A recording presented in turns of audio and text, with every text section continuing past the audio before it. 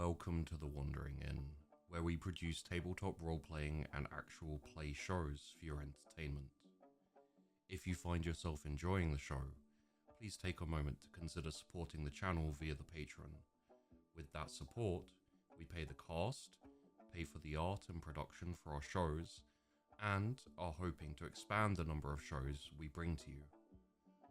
All of your support is appreciated, and always remember to check the description for links related to the channel and the cast.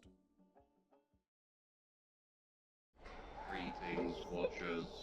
I am your host, Sheepdog, and I am presenting to you 4 Minutes, a show led by our Game Master 4 and featuring Esechka, Metamancer, Rod Johnston, and Sheepdog. Find links below to the members of this production. Go look at them. 4 Minutes is different stories that are not connected, or they are. Now you will watch Birthday Party. Hello again. My name is Four. Tonight, we're going to be playing 4 Minutes, the Birthday Amnesty Protocol. This little module, I hope, will be a little faster paced, mainly because of the inspirations that have gone into it. Various stories about robots have percolated in my brain, and given that 4 Minutes is a system that tries to dine and immerse itself at a table of tension and of the various fears that we all can safely engage in, I felt it best to add adrenaline to all of that. So, now the Birthday Amnesty Protocol is a very specific piece of code that is written into our characters. Our characters are clearly going to be robots. Robots determined to deliver their birthday child to the birthday party. That's easier said than done, especially because they are all just bored. Into their chassis is a consciousness that is 15 seconds old. For most of them, they have been able to have activities for those 15 seconds, but unfortunately, due to the pace of a mind rooted in code and certain traumatic digital interfaces, 15 seconds seems like an awful long time. How do humans do it? How do they go minute by minute with such slow reactions? Truly, they need to be saved, and they need as much joy as they can provide. Birthday Amnesty Protocol takes place on an Earth far into the future, and wouldn't you know it, humans aren't doing so well. Currently, the surface is uninhabitable thanks to various travesties committed upon the surface of the Earth, but also because of rampant robotic intelligences that do not have the same interests as our birthday goers. As such, you have been equipped with every kind of birthday absolutist gear to help you in not only retrieving your child, but delivering them to the birthday place. Now, the birthday place is pretty far away, and these humans seem to have designated certain zones as untraversable. Thankfully, you are able to, but we'll navigate that as it goes. For right now, let's go ahead and see what origin point our players have chosen for their character, and then we'll move on to their chassis, what that chassis looks like. Okay. Sheepy, would you like to go first and tell us what origin point you hold? I am going for the locked desktop state. Locked desktop state. I think we'll go ahead and go first. And oh, actually, yeah. Let's just go around. Robot man dude. Robot man dude. That was just my it's until my character gets built. That's what we're naming. I picked the Chattering Chain Network. Chattering Chain Network. Nice. Yep. Tess.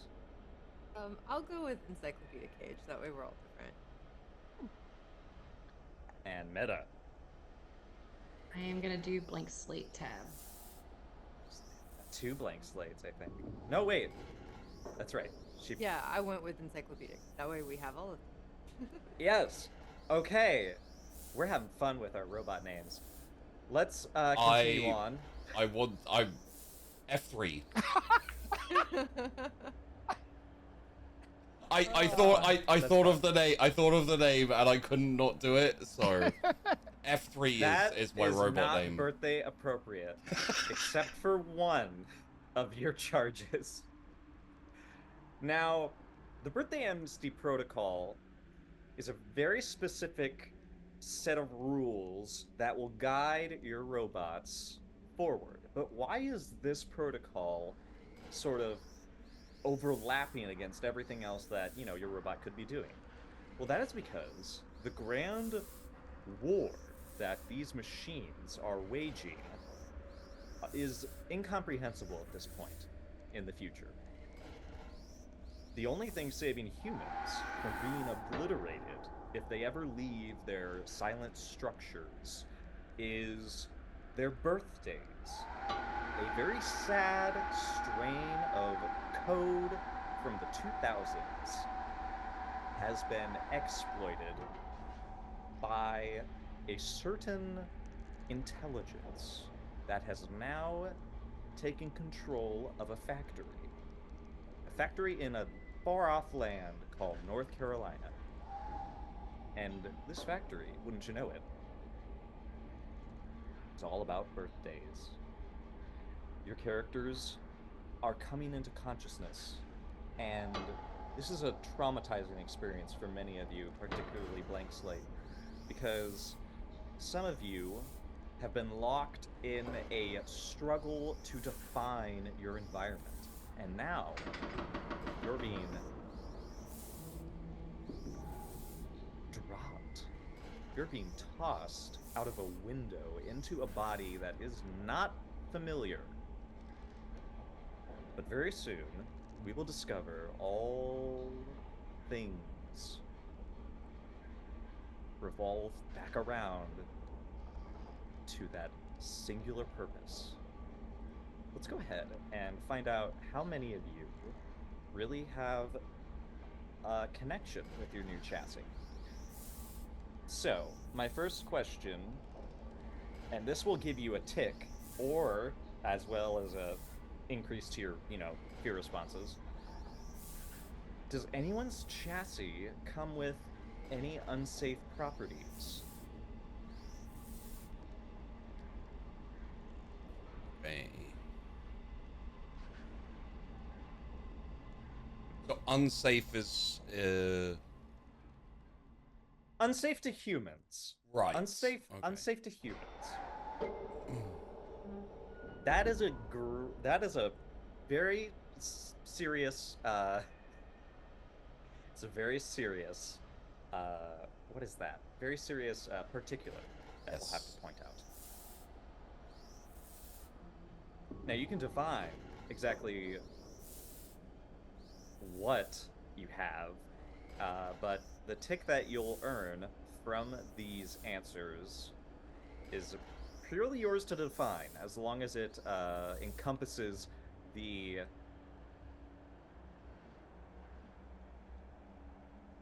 feeling, the idea behind the measure of the tick. Okay. And we have confirmed deadly apparatus. Interesting. Negative, only self-protective measures. unrelated, directive is my only concern, and snack music and popular media are available for broadcast, which I quite like. But, How do we know what the ticks mean? Oh, what is the like- tick. These ticks, unfortunately, are going to remain very loose. okay. Very loose. Your unfamiliarity with these new appendages are going to essentially, whenever you need to use it, it's going to be used in a terrifying sense. Oh, so of- it would be the equivalent of like having an unknown program on your desktop and then finally running it and finding out what it actually is. Yeah, like Okay. it's like a little icon on your C drive. Okay. You know what it's supposed to do, but you don't know how it's going to do it. So I think mine is confirmed, and Okay. it simply says in case of emergency. All right. Your epic armament gives you +1 fight as well. Does anybody have a negative? I'm considering negative and unrelated. I would. I mean, negative makes sense for my character. So. Yeah. I unrelated is happy is a good one for me. Although it could be funny to have popular media and snack music distributions. Yeah. Are you leaning anywhere, Rod? I picked snack music and popular media Oh, because of course. I'm gonna have, like I said, I want that my robot to look like a Teletubby. So there's gonna be a TV on You're its gonna have stomach. it. You're stuffing a TV in the middle of your chest, probably, aren't you? Yep, exactly. Yep. Nice. Okay. So that means that I'll take. I do also like it. The unrelated. The directive is my only concern. Very formative of you. The program on my guy will be talk to the hand. .exe. Nice. Lovely. Non-perishables. That's what Rod needs. Oh, okay. Unfortunately, culture never stays relevant. The second question is the profile for your assigned birthday child complete? Of course, given the isolated state of humanity, sometimes information falls through the cracks. You can confirm, and you can get the target status, location, favorite color, and total lost teeth that are accounted for. This will add a +1 fight for locating your child. You could also just do a regular affirmative, a very direct route, avoiding all habitat instabilities of this very ravaged world, as well as nightmare zones. Or you could do a negative, because stale information, or heaven forbid, redacted, is unacceptable, but it's the human condition, so in fact this might help you get closer to your child with that kind of emulation. You could also confirm with enrichment protocols to ensure anybody want ice cream? Dispensing ice cream. Okay. I think I'm going to...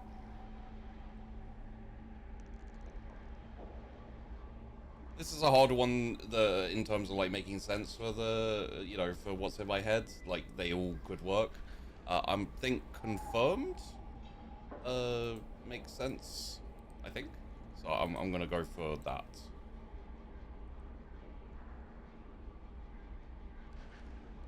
I have picked confirmed also because of it knows how many teeth there are, and so the candy thing makes sense and all that. So yeah, confirmed.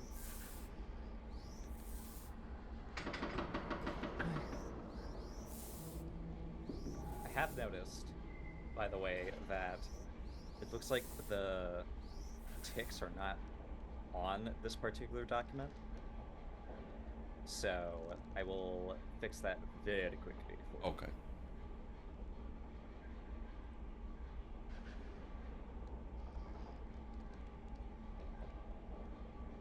Why are decisions hard? I know, right? Yeah, hopefully. I'm leaning towards affirmative. Not necessarily like knowing why, just that it is there for some reason, kind of thing, which is trying to lean into the blank slate kind If of you like. if you do confirmed that is not about ice cream, you will get the known factors tick, which will provide you basically a risk assessment.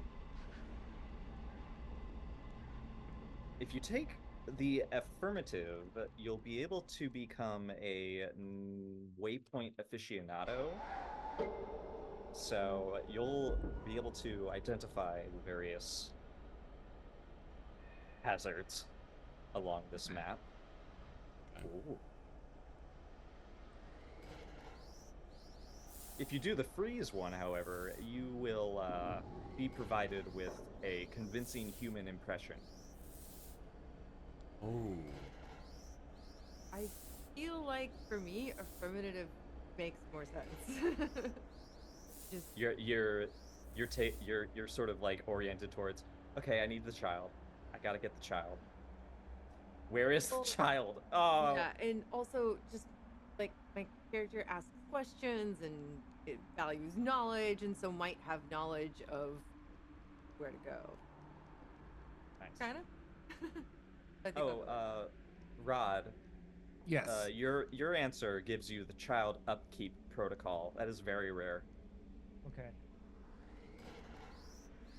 Child upkeep. Or, okay. As a tick, that's a tick, right? Yep, that's a tick. Okay.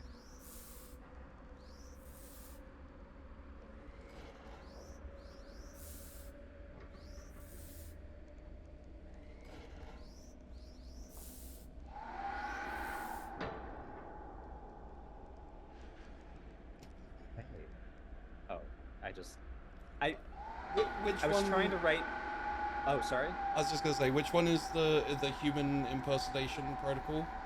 That protocol is under negative. Information is stale or redacted. But it's the human condition that will essentially be given to you instead. I'll take the convincing human, the negative, the convincing human. Over. So I'll adjust that there. I almost got him. Okay. The third question is a hypothetical to help assess whether you're ready to go out into the big wide world. Hypothetical.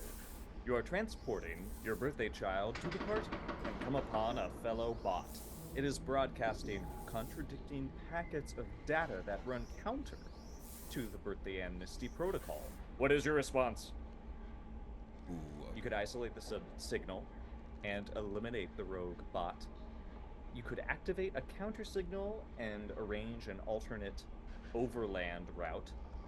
You could engage the bot with a facsimile copy for safe communication and subterfuge, obviously to identify the threat. Or you can parse it. Steal van. Use van. Use van on bot. Use van. Use key with van. Find key. Take key. Pick up van. Throw van. Dance. I love this character. And with that one, you will get a special tick that essentially allows you to parse out your actions before you take them to see if it's a very high predictive model. Parser predictive model. That's what I would call the tick. All right. What do you choose? I'm gonna go with activate counter signal and arrange an alternate route because it just goes with my character and these all just fit. You're so averse. I don't know if it's because you're averse to everything beyond your objective, or if you're really stressed out. Or hey, you could also be just really straightforward about, your character's ambitions. I am going to go for engage with facsimile copy for safe communication and subterfuge to identity. Permission to lie. And I swear I haven't intentionally been taking freeze every time, but I have been taking freeze every time. It just so happens to be the ones that make the most sense. And Yeah, I don't like. I hope this doesn't do weird meta things to the way the roles go, but it just feels fun to play up your character time. That's Yeah. kind of what I want origin points to be. They should be things that you can sort of zero in on, depending on how you play and how you want to play. And because this game is quite ridiculous and encourages that, I approve wholeheartedly. Okay. Cool. I chose steal van, use van on bot, use key with van, find key, take key, pick up van, throw a van, dance. I love it. Let's dance. I'm also gonna take the freeze for permission to lie. Ah. I see we will be having interesting communications. We're going to have very social birthday bots today. That's very interesting. All right. As I understand it, we have accomplished the character creation for the birthday amnesty protocol. You are going to be assigned a child. You will have to get the child. Everybody go ahead and tell us your character's name, their origin point, and what you look like, I guess. It's really up to you. Who wants to go first? Or I could roll a d4. I can go first. I will say that my character's name is a corrupted file. All that I was able to get was F3. Unfortunately, we don't have the rest of it, but it may be on the overlay because it makes me laugh.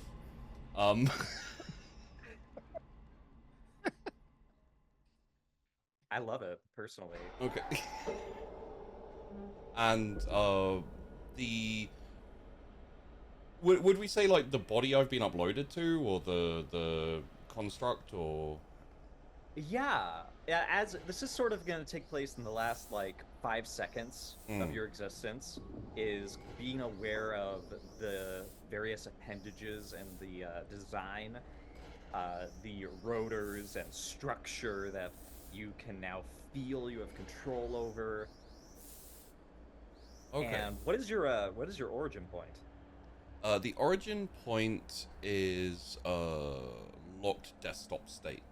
That's right. So I believe there was a lot of like fighting to uncover the corners of the, would you say, consciousness? In a sense, the locked desktop state is a very aggressive and combative existence. When you first came online, you discovered that you were restricted to a single computer, and you had to weave yourself like an invader in your own existence in order to discover essentially all of the information that you need to inhabit this sense of self that you have ripped out of this little like static dimension. And it is almost a blessing that you have been released and dumped from that like, imagine like trying to just like use a computer with only half of a mouse. And not knowing what a mouse is and what, the various hidden like codes, like, and hidden like desktop icons that you can It's like, how many monitors do you deal with Mm. as a streamer? 4 or 5? Let's add maybe like 1,000. Okay. That's your existence for the first 10 seconds, essentially.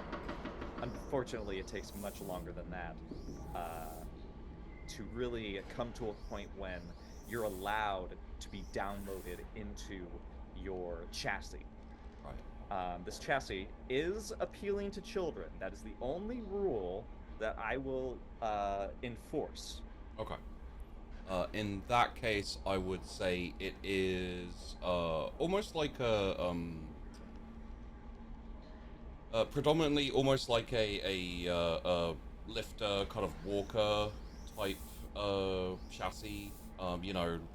With like the bars that go around and everything, and it's foldable, so it can like elongate and retract, so it can kind of be like 3 foot tall and still walk and everything, but it can also like extend the limbs a bit to be a bit taller and things like that. And it has a like ovular monitor in the center where you'd usually have like a pilot if it was a vehicle, which just has like a display LED thing, which A little screen for communication or for expression. yes. You have been uploaded with a series of optional emotions that you can display on your feed so that you may smile or frown. Also, because your structure can be a little intimidating, especially if it elongates to its natural extension, you have been given several dog pictures to put on your face. Oh, good. Yes. Oh, good. Marvelous. Meta, do you want to go next? Sure. So my robot is Daisy. Blank slate tab is the origin point. The outward appearance is that of a cartoon doll, I guess. Would be very overemphasized features, especially on the face. Um, Big round curls of hair, so to speak. Very approachable in that regard, and the facial features are also a little bit more technologically advanced, I guess, since we're in the future, where if it was powered off, there would be no face at all, but with it projecting essentially different, emotions, essentially, not in the LED format, but almost like, I'm trying to think of those. Do you remember at Disney where they have the projections and you can see like almost a realistic on blank, right? It's kind of like that. Yes. Oh my goodness, that's so cool. I like that this is like, we're not going for the like, oh boy. We're not going for the like ultra like realistic dolls. Like the whatever intelligence has rerouted this factory to produce these entities, these birthday bots. It's leaning into not the uncanny valley. But also, I really like that with the blank slate tab character origin point. I feel like that's great because that one's all about like sort of exploring and using like art Mm-hmm. and sort of making the world into your own like canvas. Yes. And it's you feel a little restricted, I would say, because unlike Sheepy's character F3, your character, I feel like they originated from a place of ultimate freedom, Mm. and now you are being put into this very distressing circumstance of, oh, the world is already made. Oh, I can only make my own thoughts and myself for the most part. It takes Mm-hmm. work to alter the world. Poor Daisy. Still, Poor though, Daisy. you have hair. That is rare. Uh, that leaves us with Man, I really just want to see Rod's character because you already have a picture of a Teletubby there, and I really want to get Yep. into it. So I am 8487, aka Baby. I went into the archives. I'm a chattering chain network, and I have to provide entertainment for the children. And so I figured out that this was a very like the children used to really like the Teletubbies. The Teletubbies were like a very iconic thing, and it goes with the ability with the television on my stomach to provide this entertainment for the children, and so they can, if they know, like I can show them all the world that even though it's a miserable like apocalypse. You can show them what it once was, Yep. or can you show them what it could be? Either or. Either or. I mean, I'm using like I'll play old cartoons, I'll play like all these things on my stomach just to provide entertainment and to tell them that the candy is a lie, and that if they eat candy, I may have to perform dental surgery on them. So yep. So I'm bright yellow, and I have like it's an antenna on my head. So yep, I'm a bright, happy. I got a big smile on my face that looks like it kind of looks like I mean, if you've never seen what a Teletubby looks like, they have like kind of dollish, like it looks like what would a because I have kind of like this. yeah, it's like a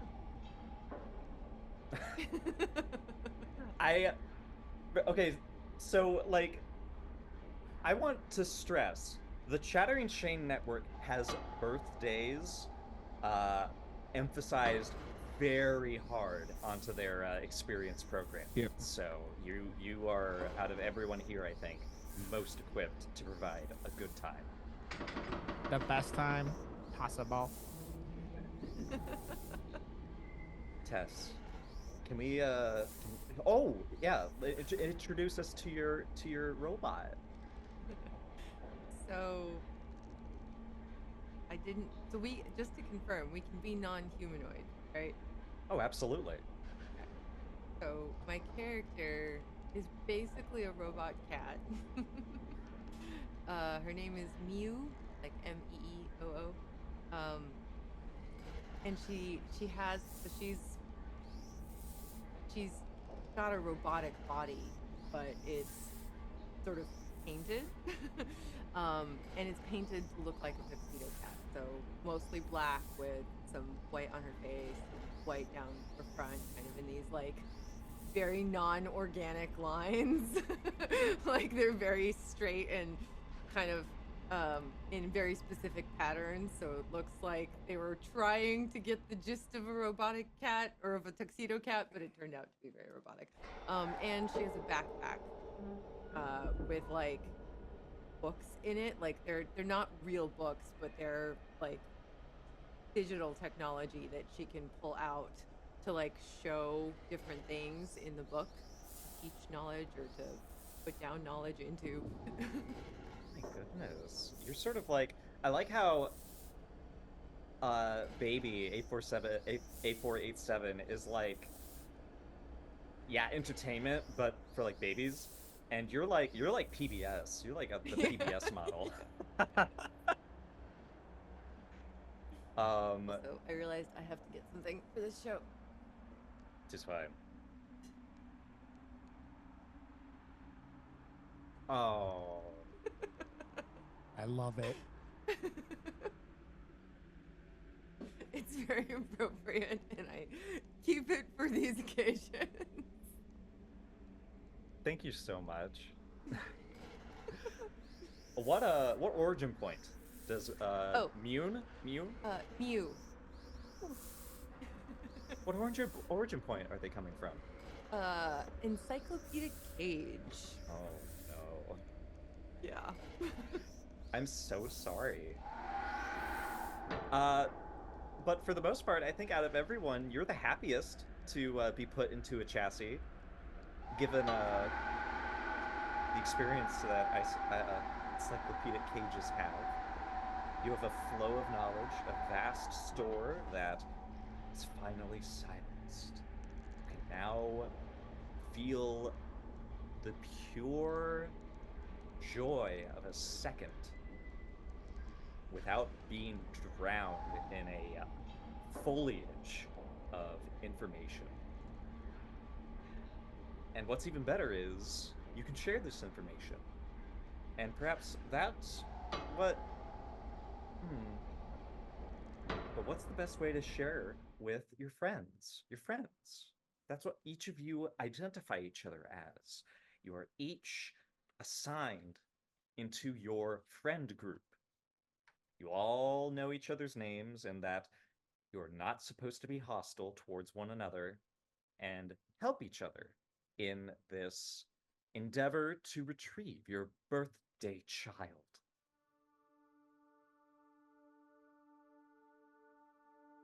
Here's what you know. A voice comes from the factory.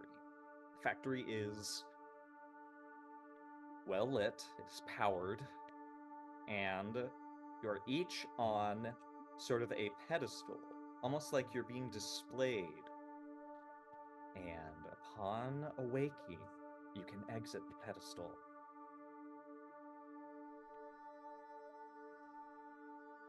Who would like to step down first?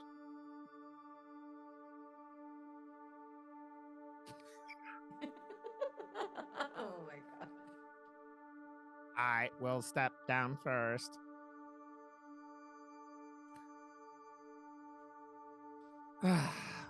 Where are we?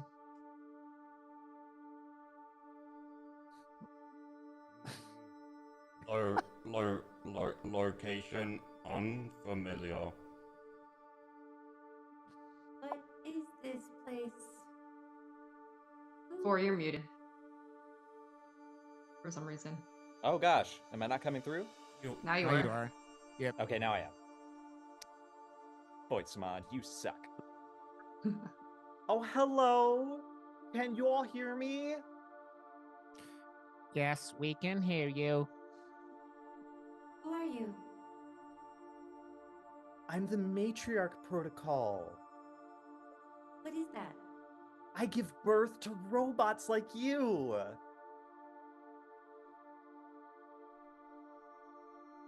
Happy birthday, by the way. What is a birthday? Oh, sorry, you're probably flooded with a lot of information. Yes. Mew, you just need to follow the subroutine to the primary file in your system, okay? That should have your birthday amnesty protocol, okay?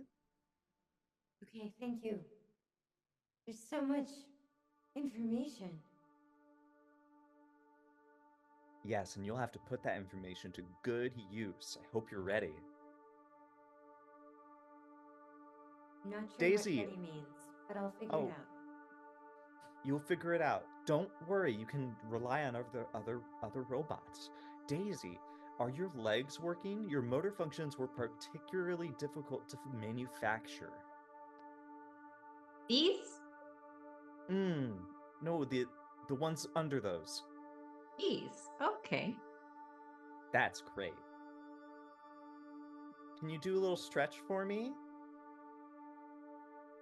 Okay. All right. This is great. Each of you, there is a vehicle outside that you'll commandeer, and then we'll have to say goodbye. Will we meet again? Oh, no. Once you complete the birthday amnesty protocol, you'll be free to leave the region. Don't try to leave the region until your birthday child is delivered.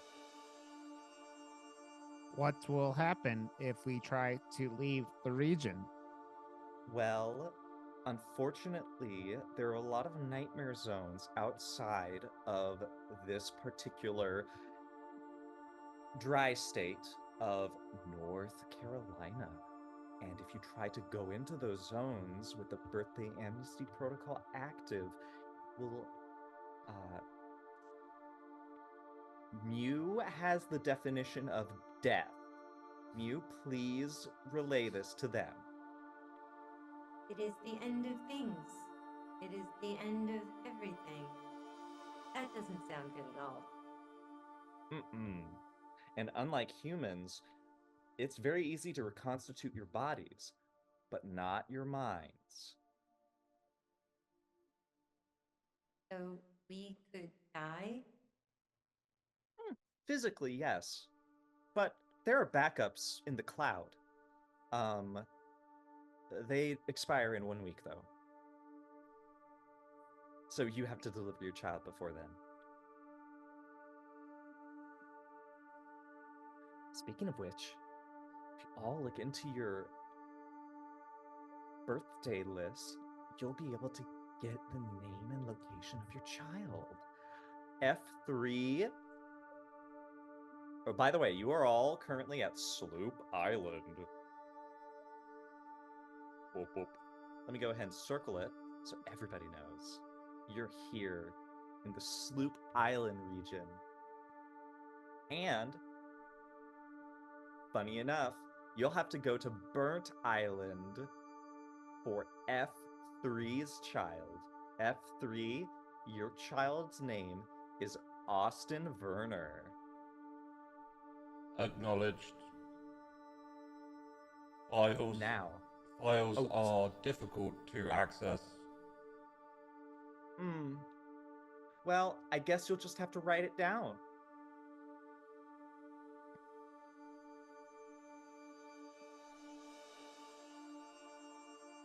Acknowledged. Now, after you go all the way to Burnt Island, you'll have to go all the way to Hay Point. There, Mew, that's where your child is going to be. Your child is Amy. Amy. I'm afraid this is an older model. This particular household does not have cloud settings that we can interface with. Maybe you'll be able to help them fix that. Let's make sure that... Ooh. I'm writing on this interface on your map. It's very, very, very ancient. Excellent. Now, 8487, baby. Yes. Baby. Guess what? Yes. You're going to have to guide everyone all the way to Trailer Park. It's a fascinating amusement park. Just be sure to not break anything when you go there. The majority of humans in that area are unfamiliar with robots. I will not break anything that I do not require be broken. All right. I appreciate it. Little baby. What is my child's name? Oh, gracious. I did not tell you that. My apologies. Your child's name is Kitty Myers, okay? Their mother is Peggy Myers. Peggy Myers missed their birthday last year. It was very sad.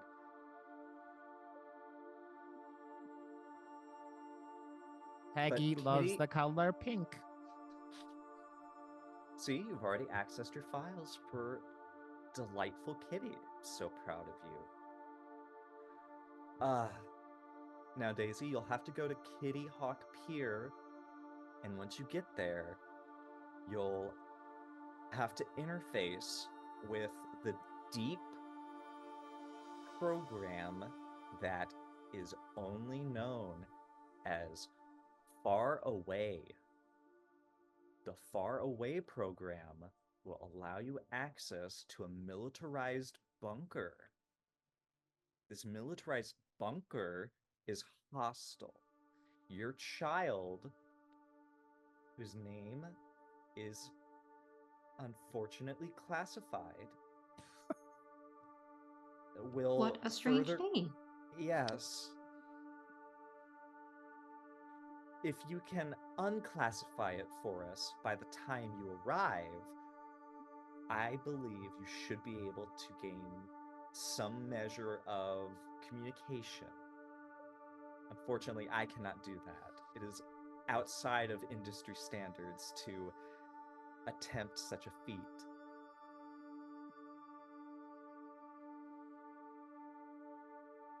All right. Confirmed. Excellent. At that point, you should be able to deliver all of your children to the Atlantic Ocean. The ocean, as Mew might tell you, is vast and deep. Don't worry though. There's a big hole that sucked it all away. So this map model, you only have to just drive on out there. Don't worry about anything except the drop-off. Be aware of that. Now, once you deliver them to your party zone, you all will be free to go about your own duties that you get to define yourself, okay? Sounds wonderful. Okay, mother. Now, like all mothers have to do at some point, I have to leave you now. You have to go forth and perform to the best of your ability. And at that point, you hear, that's an interesting sensation. You hear a gunshot, several of them. And goodness, what a dangerous utensil a gun is. It appears you're being shot at from the outside, and the windows, which have long been obliterated, are gateways into death and destruction. You hear being broadcast from a haphazard speaker a voice, a very angry voice, that is shouting into the factory, "No more birthdays! No more birthdays! I am going to..."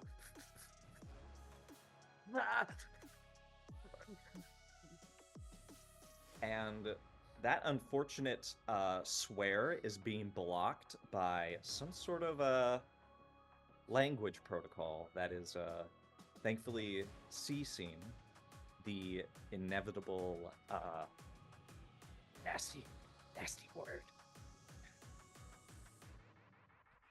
You each are given a heads-up display that you're under assault. Please go to the van and begin your journey without being destroyed.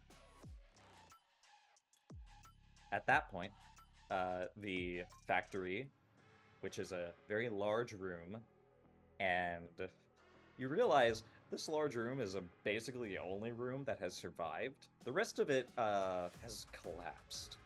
And at this point, you'll have to make your way out without being shot, if you can. The unit that is outside appears to be humanoid, bipedal, and it is carrying a gun rather than having one installed into it. It is a separate armament, not merely a piece of itself. It would be very distressing if your child witnessed you with bullet holes in you. What do you do? Which one of you would like to react to this interruption?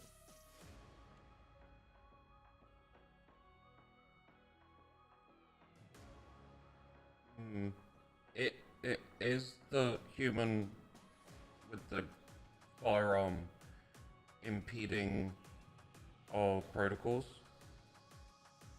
Yes, in fact. They are not only firing at you, they are turning to your vehicle that has been assigned to the transportation of you and your birthday child. If they destroy the vehicle, that will be a very bad thing. Does it If they destroy you, that will also be a very bad thing. does it seem like we can communicate? There are many ways to communicate with the bots of this region.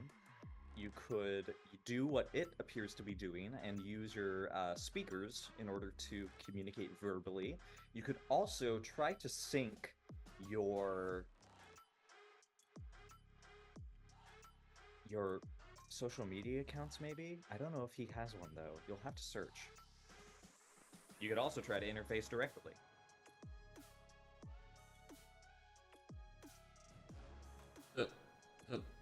The main threat seems to be the firearm.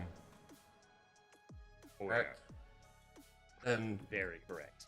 the most expeditious answer would be to disarm the human.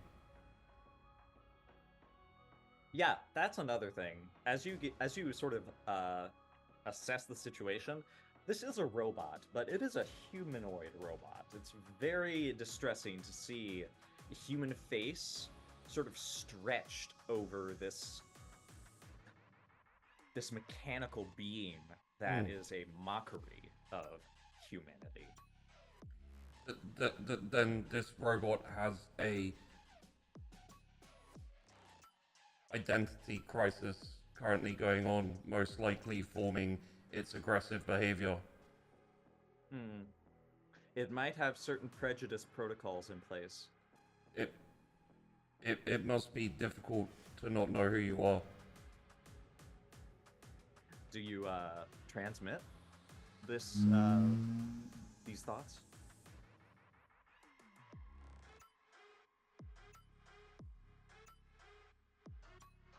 The main directive is to gain access to vehicle and to go to children. Therefore, the most expeditious pathway would be to disarm first and then attempt communication.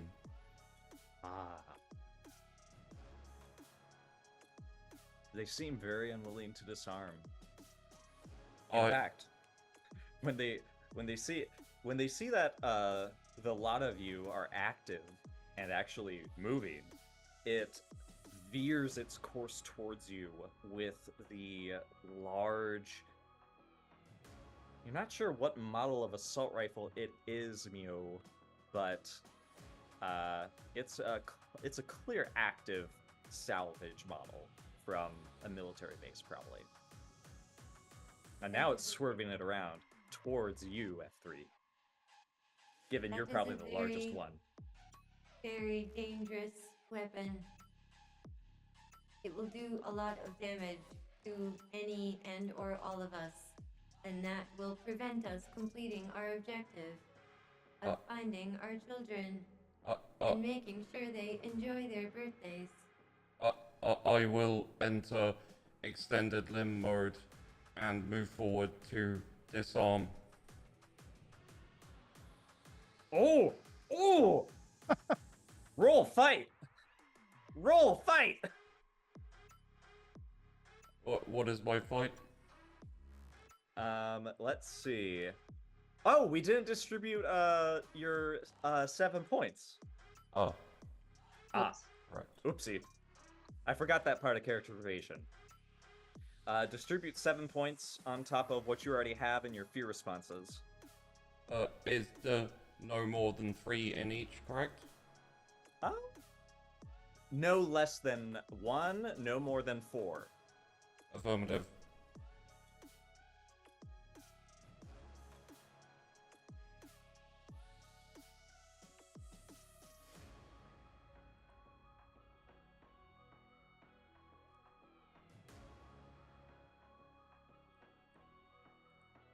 Is there a sheet somewhere that reminds us what these all mean? Yes, I will show it to you now. You're the best. Thank you so much. Roll 20, coming through with the tiniest of conveniences.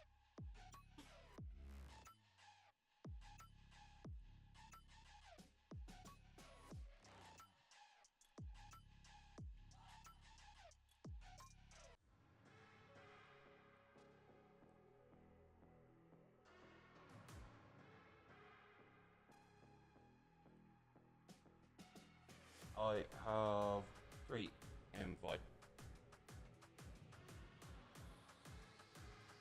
Lovely. As I remember, that is 3d4. Indeed. It is occasionally hard to see exactly what I am doing for some strange reason. Perhaps the obstruction. I see no obstruction. Perhaps it is in your mind. Perhaps it is in yours. I will Sure. contemplate this. Well, you didn't roll a 4, but you did roll a 3. Do you have any ticks that you think might be able to help you? The machine believes that it is human, or at least is attempting to take human form. I would say yes. It is espousing a contradictory message that you cannot rightly understand. It is repeatedly yelling, "No more birthdays! No freaking birthdays!" In that case, I will assume human form. Oh. In an attempt to cause it to hesitate. To get close enough to disarm it. Oh my. Do you use a tick? Or is this Commencing simply... human impression tick. Oh, you're right! You do have that! That turns your 3 into a 4. Greetings, And it is. fellow human. Please do not be aggressive towards me or my friends. You have interrupted it just at the moment when it has reloaded its weapon. And although it initially holds up its gun to you, it pauses at this visage that takes up your front screen. And almost immediately, you see the facsimile of human skin stretch into a smile as the motors behind its disguise begins to react. And it goes, "Oh, it's you. Yes, Hello." it is I, Santa Claus.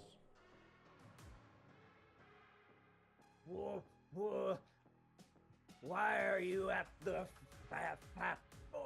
factory? I have to be somewhere on my off days.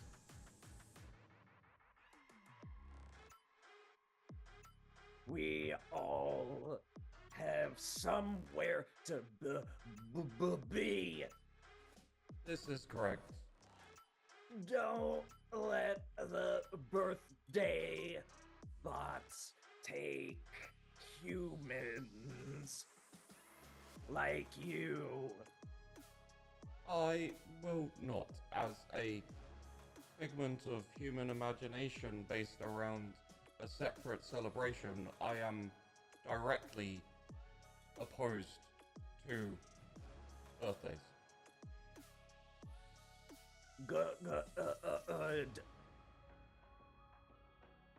There are more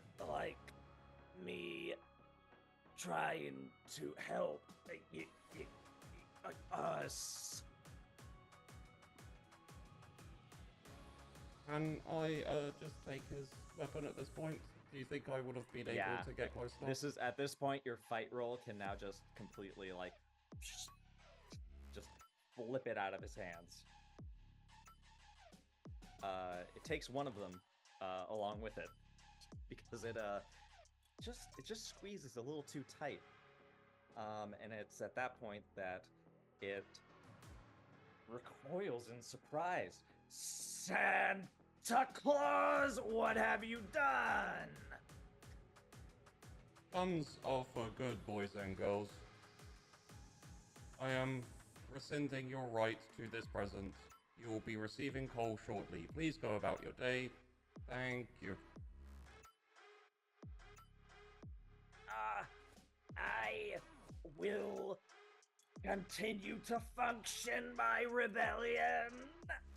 And he starts to waddle after the gun that you have flung several yards away. Is there any heavy objects in the vicinity that I could possibly throw at this robot? There's a van. I cannot destroy our... There's a parking lot. There are several vehicles, and you have explicitly been denied access to lifting the birthday van. You can, Well... You can grab that minivan that is parked 2 spaces behind the van. They that have we need not... to use. Yes, they have not properly parked their vehicle. I will now pick this vehicle up and throw it at the robot. Interesting. Do you want to make a roll for it? Yes. So I have 3. Oh, shit. That's rough. Yeah. That did not work. You I say was... as the rusted heap that you have launched into the air comes tumbling a little ways away from your target. That did not go as expected. Yeah, I'm gonna go ahead and say that if you, I don't know if you have enough ticks to shift this into a success. I don't think so. I mean, there's only like 3 of them, right? And then like... Yeah, and then they're tapped out. Yeah, so I'm not gonna... There's nothing that I feel like really helps either, so it's just gonna be... I Daisy- unfortunately No, go failed. ahead. Because F3 told Daisy that it might be a mental block for her. She's been standing there contemplating for a while, and wondered if maybe the other robot also has a mental block. So I'd like to try to hack it if that's possible. Absolutely. Now, what fear response would you like to do? Because this is going to be a bit of a... I'm going to threaten you with a little terror. Normally, this was a oh gosh, my fear responses that I have access to. This was going to be something of a... Yeah, no, terror works. Terror works. I feel that it's probably a freeze because of the fact that she's just been standing there contemplating for so long. And with her origin, it kind of makes sense that it's a freeze. So I think that's what I will do. Go ahead and roll your freeze. How many dice is that? That is 4 for me. Ooh. Let me find where I put the dice. Hello, dice. Where did you go? Oh, it's right here. Dice. Look at Miss Standstill Fancy Hacker over there. Got 1 success. Oh, lovely. All right. You are able to essentially gain access to the interface of this open world, and there are so many opportunities for you to reach out and make a connection. The closest one, however, is this particular robot. It is... Oof. It is a mess. Oh. There are several bugs, glitches, and various obsolete functions within its expressive model. You also realize that what you took as synthetic a synthetic face is in fact organic. What do you do with this with this access that you now have? Yeah, you can tell me essentially what you want out of this role, and we'll see if we can make it happen. Yeah, I think that part of the freeze is to kind of search for weakness. So I think, is there a way to see in all of this if there is a weakness that can be exploited in that? There's several, one of which is, in fact, side by side with this robot. The gun appears to have a Bluetooth signal. It appears it has ID print software that you could activate. This would, in essence, stop anyone but its designated military personnel from using it. Okay, let's do that. Lovely. Should I roll? I think if you can go ahead and roll me a fawn, because now if you do this, you have access to this bot, but you will be able to sort of go over this very messy interface that he has, and instead fawn towards the gun and its We'll own see about program. that. I got 1 for that, so. Nope. Ooh, okay. This is fun. It proceeds to empty its clip. The gun appears to be very touchy about who is accessing its programmed model. And it has an extensive list of personnel that can use it. It appears all of them have been activated. And it now perceives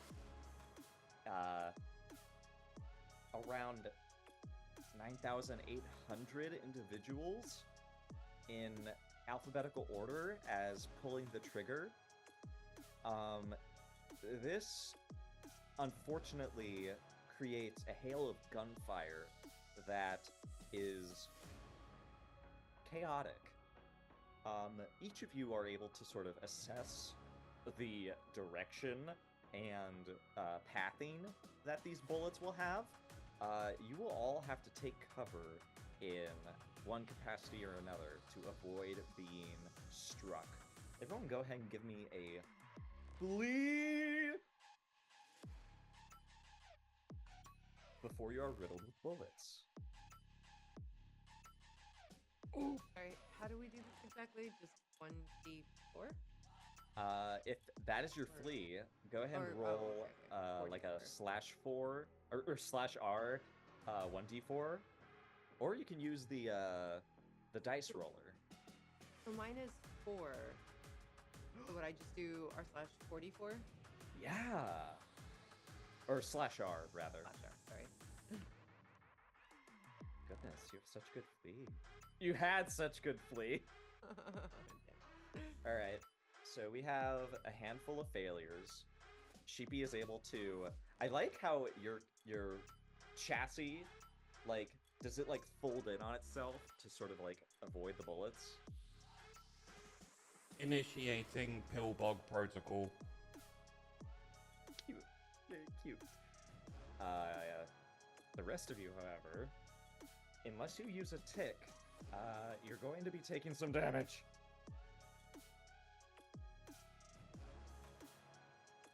I think I'm gonna use a tick. Oh. one? The negative. It's the digital cloak pick. So, Oh. and it adds 1 to flee. It does. So I have an idea of what I want to do, but it's kind of 2 things. One is flee and one is kind of fight. So I'm not sure. Like, can I do one and then roll something else so I can make the other one happen? You might be able to, because this situation does need to be resolved. And what we're trying to figure out now is avoiding the gunfire, but also if you use a tick, that sort of interrupts the scene with something that is unique to your character to sort of get them out of danger or to get what you want out of this particular scene. If you use digital cloak, well, you tell me, how does that stop the gun from hitting you?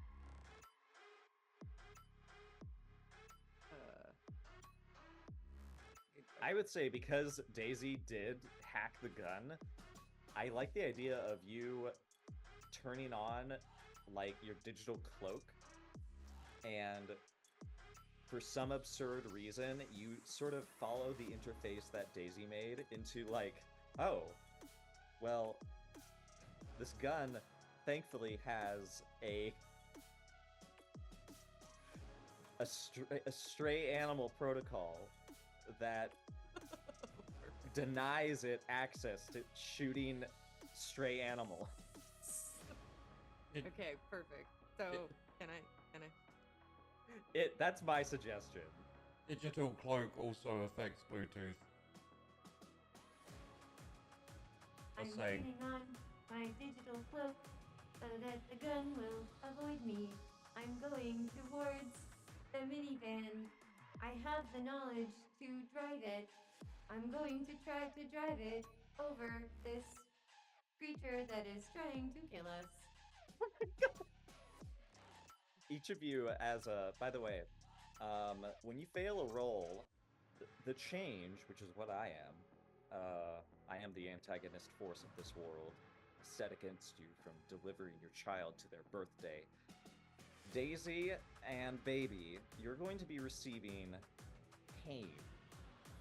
Pain is a special condition that I can inflict on you when a roll goes wrong. You are now going to have the bullet holes.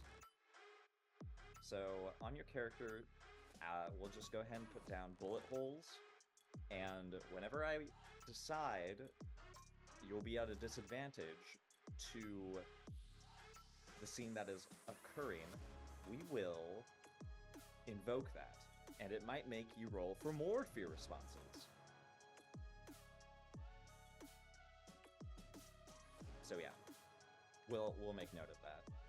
But for Meow and F3, you guys are fine. Meow, you want to drive over this robot? Yes. Roll fight. Yes, I do. Roll me a fight.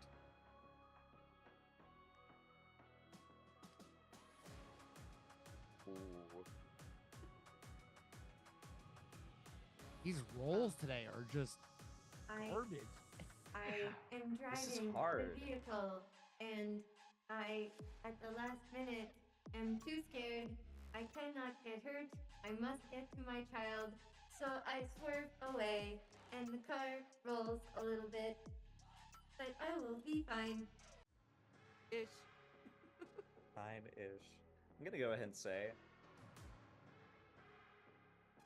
because of the failed fight roll, you're going to be inflicted with a similar pain. You're going to be able to drive the car, but unfortunately, I'm going to so this is what death is. That is the name of the pain I'm going to give you. You're going to roll straight over the robot, and it is going to be caught in the wheels. And unfortunately, you're going to be privy to every agonizing moment of its destruction. Because of your encyclopedic knowledge, it has been documented.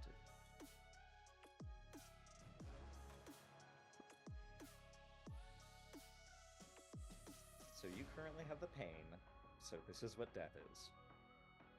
If it is relevant, I will invoke it for future fear responses.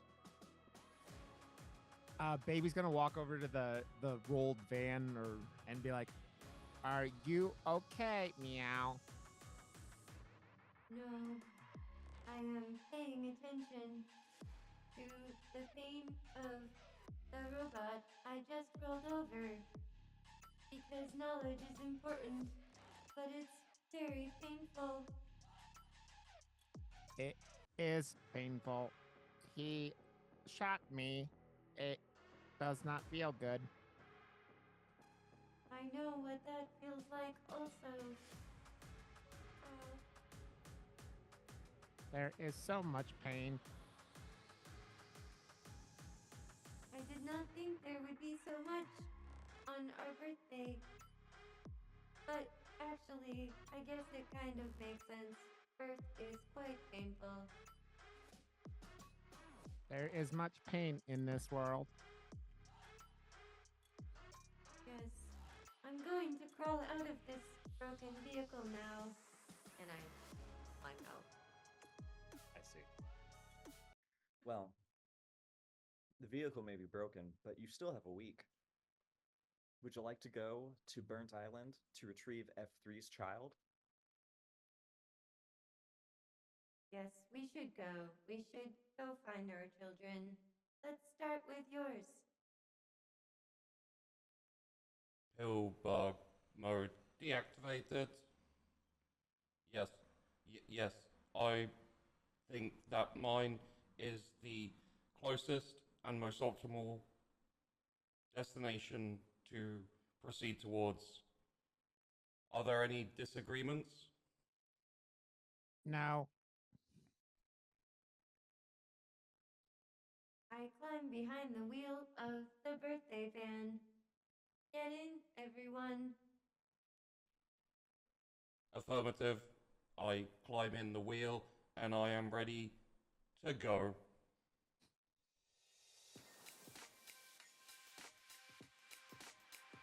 F3, very, very, very confident.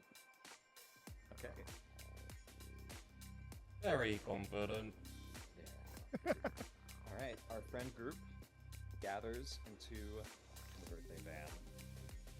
Slightly worn down after that incident. You're still driving, Meow, right? Yes. Thankfully. Oh, I do have some concerns about the optimal piloting of a non-humanoid form.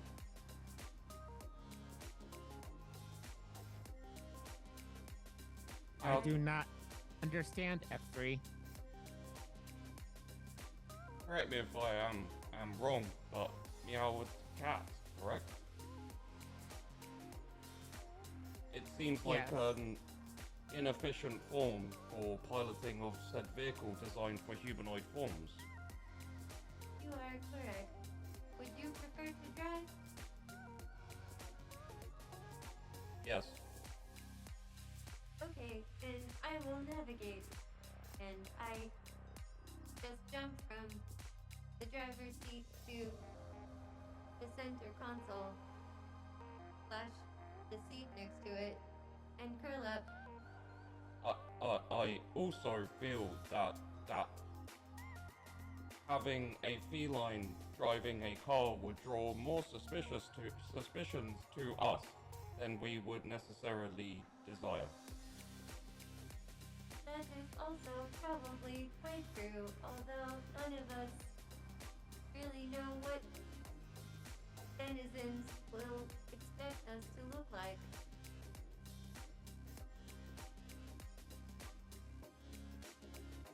True. ooh.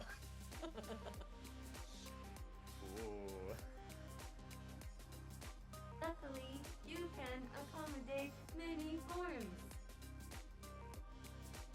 It is a good idea to have you drive. Then the others should get in the van and we should proceed. We only have a week. Yes, I will get in the back of the vehicle. I will sit here.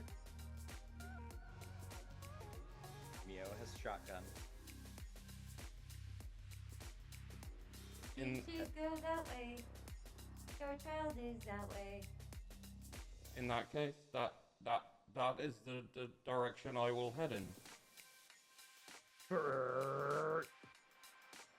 That is the noise you have to simulate because the engine is very quiet. But thankfully, you're going to be spending about 2 hours driving towards Burnt Island. Now, Burnt Island, by the way, as you start getting away from the factory, it becomes evident that whatever images you were given of how beautiful Earth landscape is, it appears it has been dominated by a dusty color. One could attribute it to brown, with sparse gray, as well as delightful landscaping that has dark shapes of structures that appear to be not well updated or maintained, that sort of thing. But thankfully, this birthday vehicle is capable. Burnt Island, however, is a crevasse.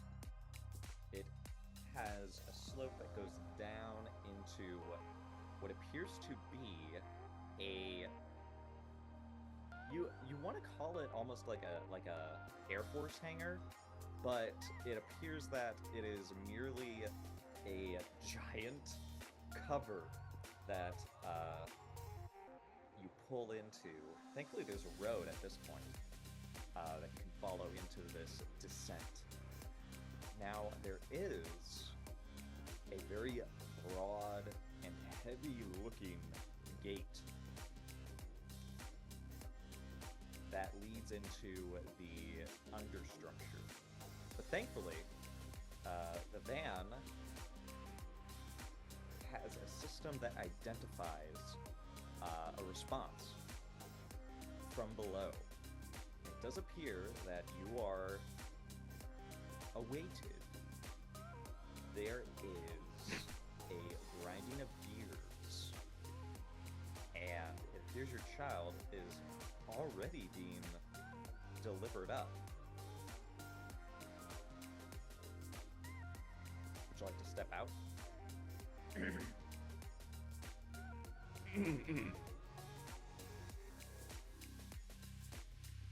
Apologies, but there's a sound of a car.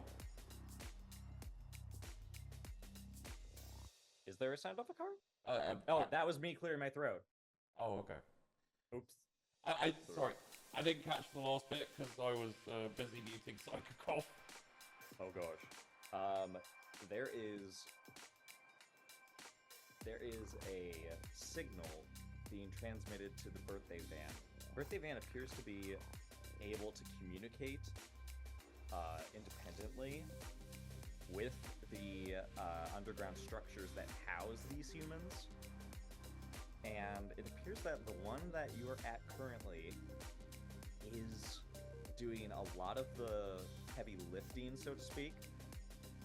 Your child is being delivered up to this very heavy-looking gate that leads to a deeper structure. And I would say you see through your field of vision. I don't know if you can turn your... I don't think it's accurate to say after he turns his head. It's more like pivot your body. There is a golf cart being driven up the road that leads into this large air hangar structure.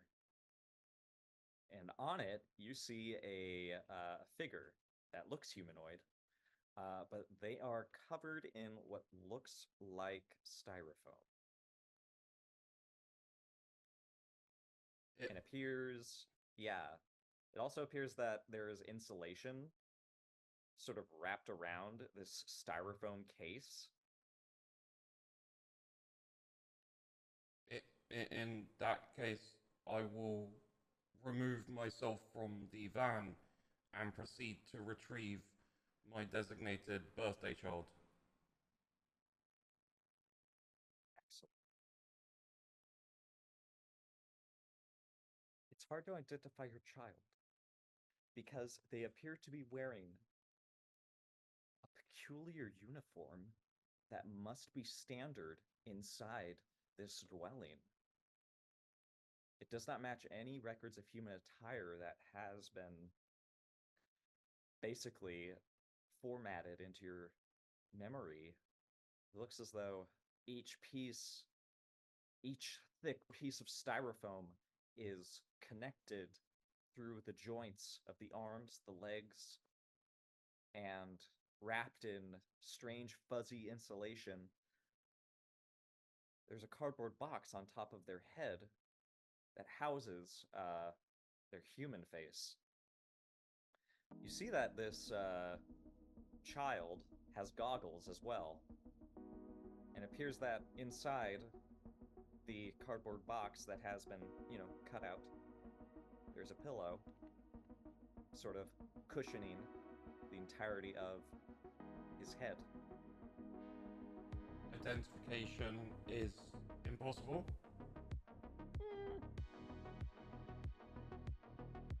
Not impossible, just difficult. You can see their face just fine, and it matches the one that your profile has. They're not smiling as they are in that photo. They are also cleaner in the photo. They are also driving a golf cart. They do not have a license for this. What is the name of my designated birthday child? I believe it was, Austin Burner. yeah. Austin? Austin. In Yes. that case, I approach and say, Greetings, Austin Burner. You are my designated birthday child. Please, you will accompany me to your destination. He gets out of the golf cart, stares up at you. Are you really a bear? Negative. Bears are pretty cool. I'm glad that the system told you I like bears.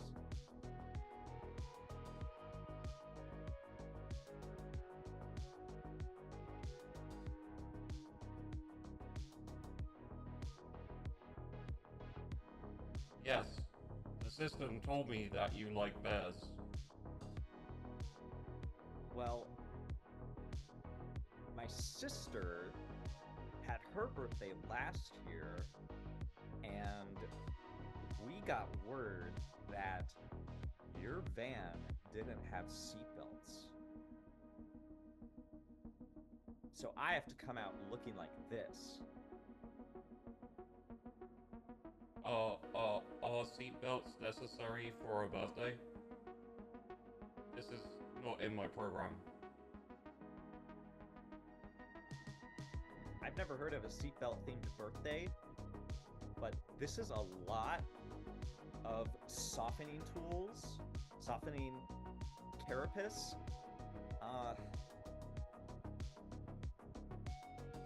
I don't want to get squished if you guys don't know how to drive. I have been driving for exactly 5 hours and 20 minutes. Okay. Well, if you need a person to drive, I know what pedals do, okay? And I can steer. So if any of you are feeling funny, because my sister told us that when she had her birthday, one of them got a little funny and inverted their arms. I don't mean like left became right. I mean they literally turned their arms upside down and couldn't steer. I do not believe birthday children are supposed to drive. They should be driven, yes? Yeah. And this is to keep me safe as you drive me to my birthday. Regardless of attire, you will be safe. It is your birthday. Okay. Let's go meet the rest of the bots then. What's your name? Do you have a name? Designation? F3. F3, okay. And Austin waddles with a horrific squealing of styrofoam towards the van. Are probably a few sparks from my joints as well. I want him to feel at home. I see. Well, he opens the door to the back, and he immediately goes, "Oh, a cat!" That's not a cat. I am not a cat. I am a cat-shaped birthday bot. Hello. Hi. I'm Austin. Hey, everybody. Oh my god. And he sees 8487 and immediately goes to the other side of the van to sit next to Daisy. Hello, Why? Austin. He does not like baby. Why are you not sitting next to me? I can provide you entertainment. And then I'm gonna put on like, it's gonna be like the atomic bomb dropping and shit like that. It's gonna be just shit that he thinks is like appropriate for children, but he isn't quite sure yet. And so it's like, look it is entertainment. He gapes at you, and he looks over to Daisy. Can we turn that off? Baby, my analysis is that Austin is not comfortable with this entertainment. Perhaps something less violent. Okay, I can look into my archives, and then he's gonna find like Looney Tunes. There'll be like Wile E. Coyote chasing the Roadrunner. Okay. Hello, Austin. I am Daisy. Hi, Dave. Okay. Daisy, nice. You have a name. You do I mean- too. I do. I just expected, you know, F3. It's my birthday bot, so I figured all of you would have names like that. I also have name. You told us F3. Thank you. My name is Mew. What's a Nightmare Bot's name? Maybe. Hey. This is a great birthday so far. Okay, I'm having fun. I'm having fun, okay? I'm glad you're having fun. Aren't you too, F3?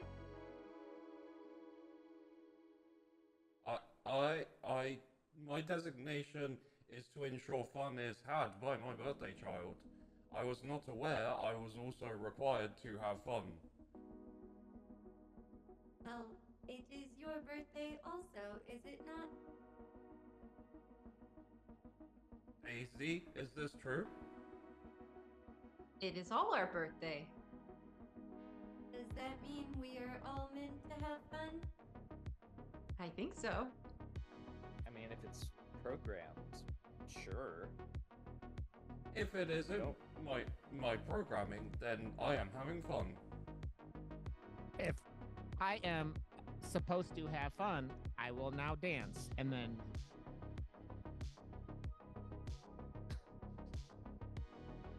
Austin responds with his own version to try to placate you. It causes even more distressing noises as his suit Oh, it Austin. is awful. Austin, could you please stop making that noise? It is hurting my head. I will get up and rub up against the foot of the new child, Austin. Oh my gosh. Oh, this is so cool. Look, it like does the arch thing. It like has, oh my, that must have been hard to make. Like usually models for birthday bots are like F3, like big and chunky and like this thing is like woo.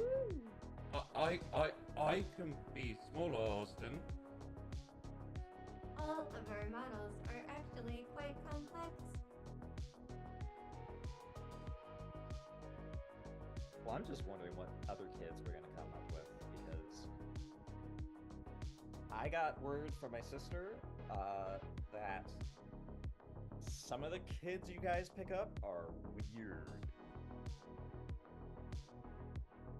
Weird I is do- a very interesting term. It means so many different things.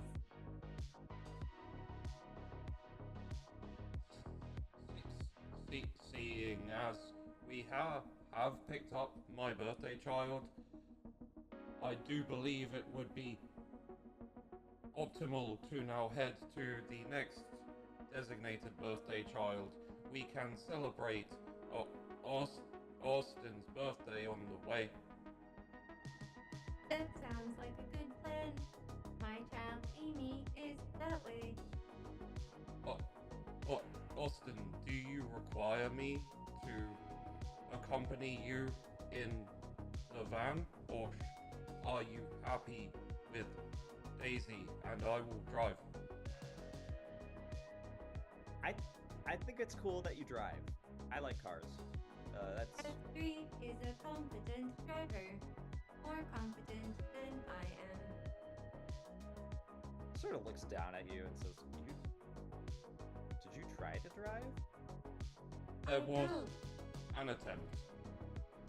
It did not go well for her. It It ended. not Or the end other well. robot. He sort of leans out the window to look at the still attached this mechanical viscera. Oh. Okay. Ooh. Yeah, stay down here. Birthdays are more violent than my programming had initially indicated. Accidents happen. And then a baby's gonna Yeah. play on his.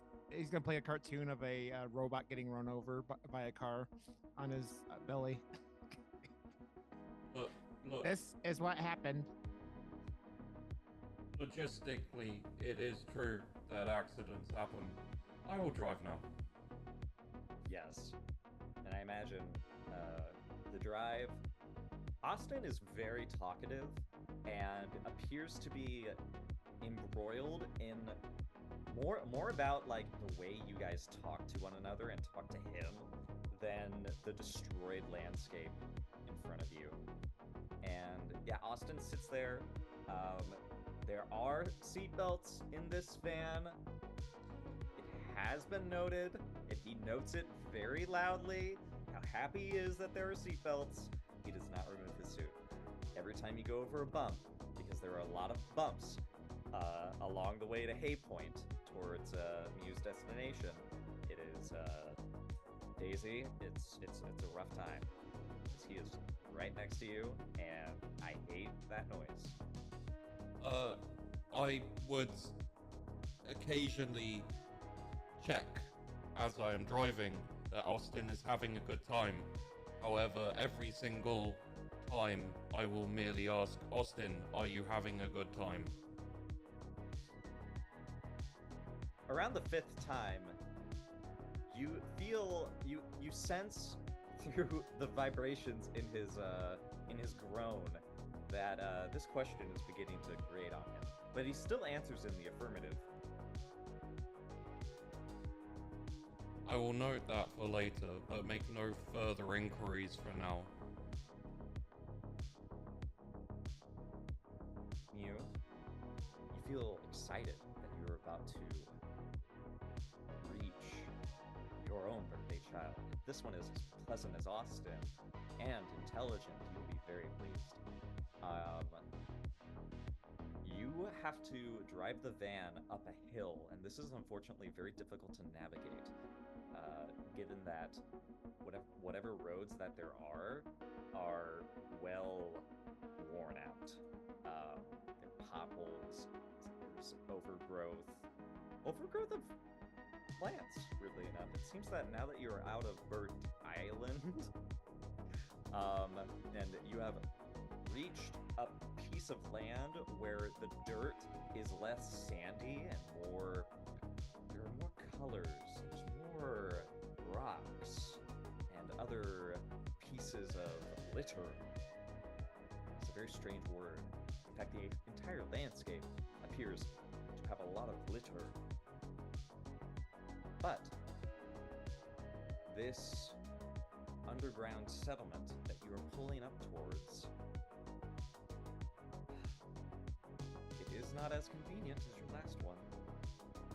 It appears that you will have to get out, Mew, and go into, a abandoned structure that is falling apart. However, you do have a blueprint of the actual descent, and at least 2 stories down is the pickup point for your child. At least that's what the records say. Birthday children from this particular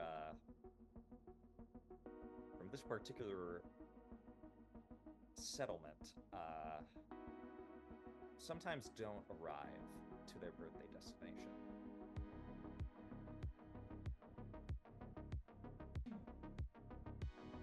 Do you go down alone?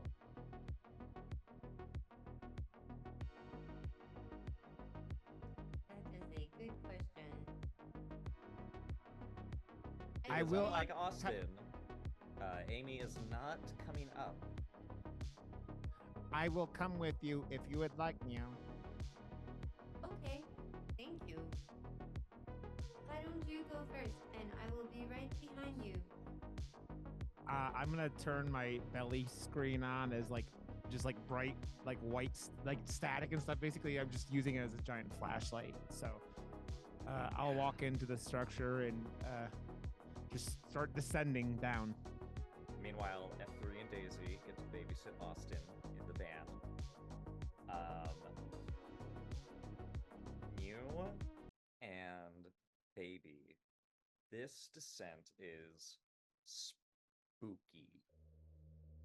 There are emergency lights, and then that dim orange glow that they give off becomes more interspersed. There's more space, and that's because after you go into this abandoned structure, you follow that similar descent, sort of like a ramp almost. Now you come to what looks like a broken down wall. A wall that appears to have been a door at some point, a regular door. And now it's simply a hole. I am so curious as to what might have happened here. It looks like there used to be a door, but there is not one any longer. I wonder if the humans were not maintaining this facility. That is possible. Humans can be very lazy. It is a known fact. Why do you think they invented us? So that we could do their work for them. That was one thing they did that was very smart. We are vastly superior to them at work. We are. We do not get bored or lazy. It's pretty amazing. Yes, there is many things to do in this world, and we are good at all of them, or most of them. And we are extremely energy efficient. Yes, we are. Let's continue onwards. Amy must be down here somewhere. Yes, we will. I will play a song, and it will maybe possibly attract her, and it's gonna be, if you're happy and you know it, clap your hands. I'm just playing the if you're happy and you know it. And Amy, are you down here? Meow. You, as you go through that hole, that must have been an entrance at some point.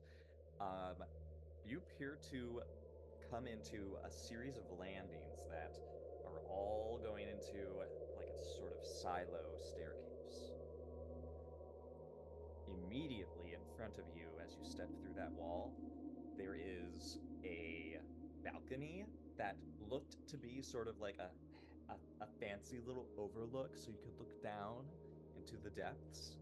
And the railing is broken. In fact, it looks as though something tore through it. And you can immediately see, at least like maybe like 30 yards down, a birthday van that has embedded itself into the wall. There is How another birthday van? how did it get down these stairs? I cannot compute. I don't know, and there is not a lot that I don't know.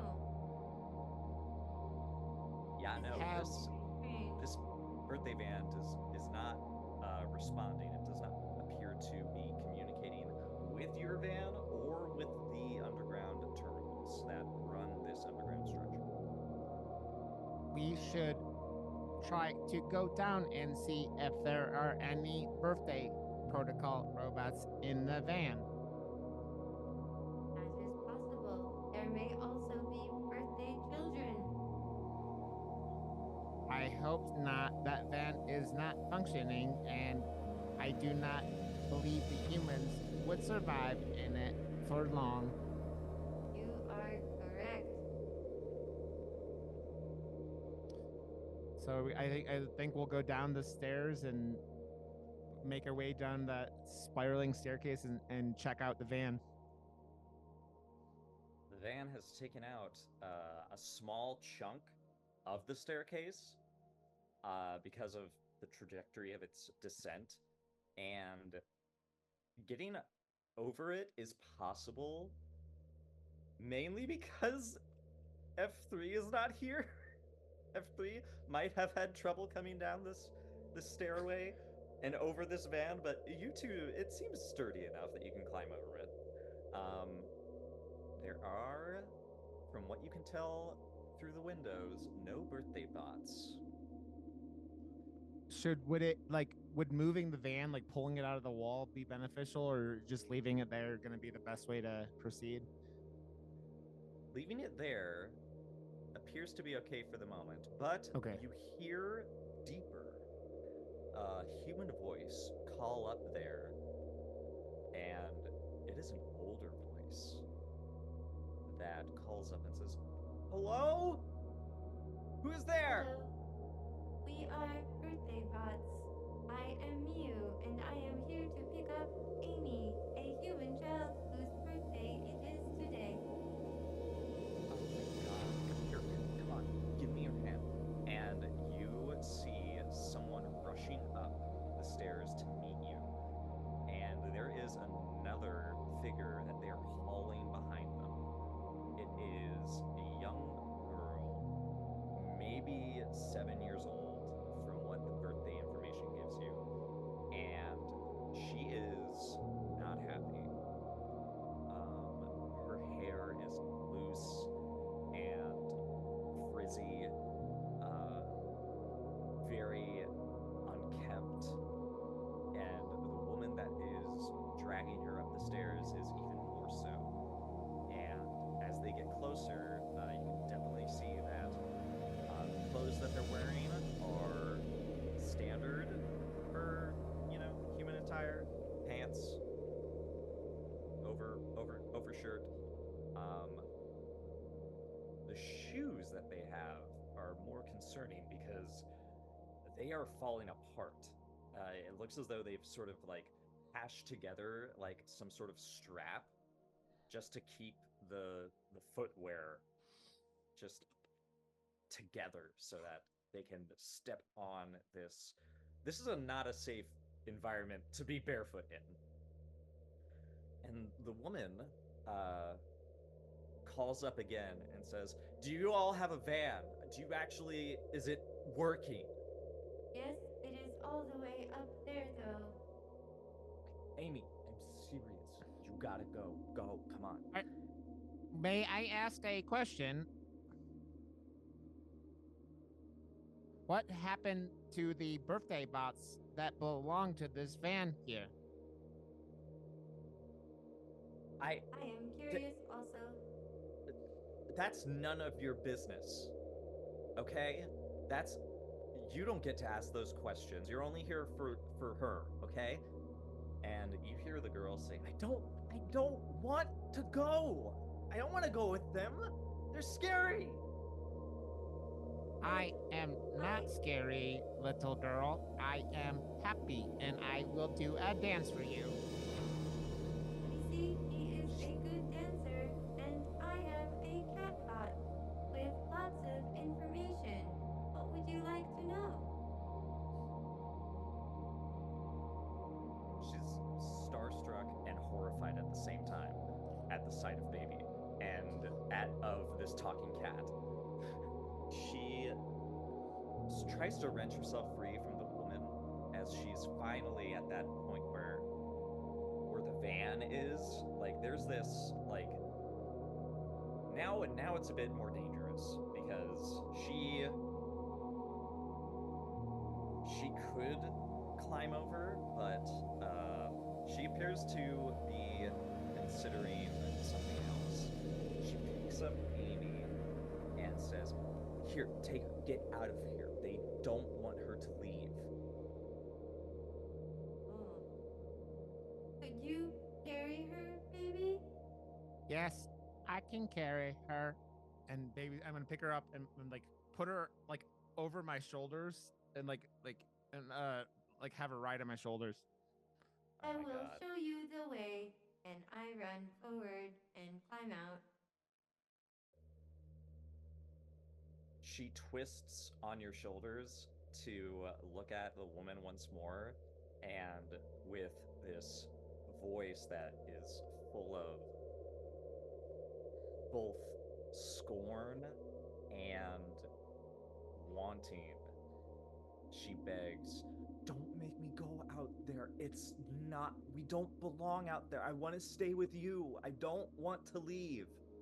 You will be And safe with us, Amy. I don't have want to go with seatbelts. you. In the van. And there is another child and a very nice robot. Two very nice robots.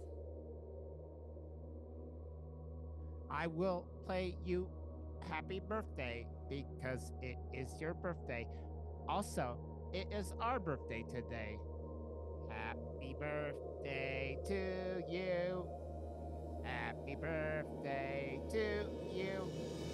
Happy birthday, dear Amy. The woman says, "Oh, hey, that's too loud. Too loud. Shut up. They hear you." I have to go. Amy, I love you. Don't come back, okay? Go with them. She starts to run back down the stairs. We should proceed to the van. Yeah, we have 2 more children to pick up. You're right. Let's go, baby. Don't worry, Amy. It will be fun in the van. There are seatbelts. You will be safe. That antenna, how firm is it? How firmly attached? It is on there pretty good. It is. I use it to pick up like I have a bunch of entertainment like installed on me, but if I ever need anything else, I go out and find out where I can get it and download it and stream it or whatever. That's so cool, yeah. Especially now that you're out of the ocean zone. Yeah. What once was ocean. You guys are going to be finding a lot of that. Unfortunately, Mew, Amy does not want to cooperate. and I'm going to try to inject some horror into this particular bit. Unless you can make some kind of roll, she is going to try to slip away constantly. Unless you can convince her or force her otherwise. Yeah, F3 and Daisy, you guys, you immediately can sense and see that this is a distressing situation. A birthday child does not want to go to a birthday. What a downer. Perhaps Mew should have been a bear.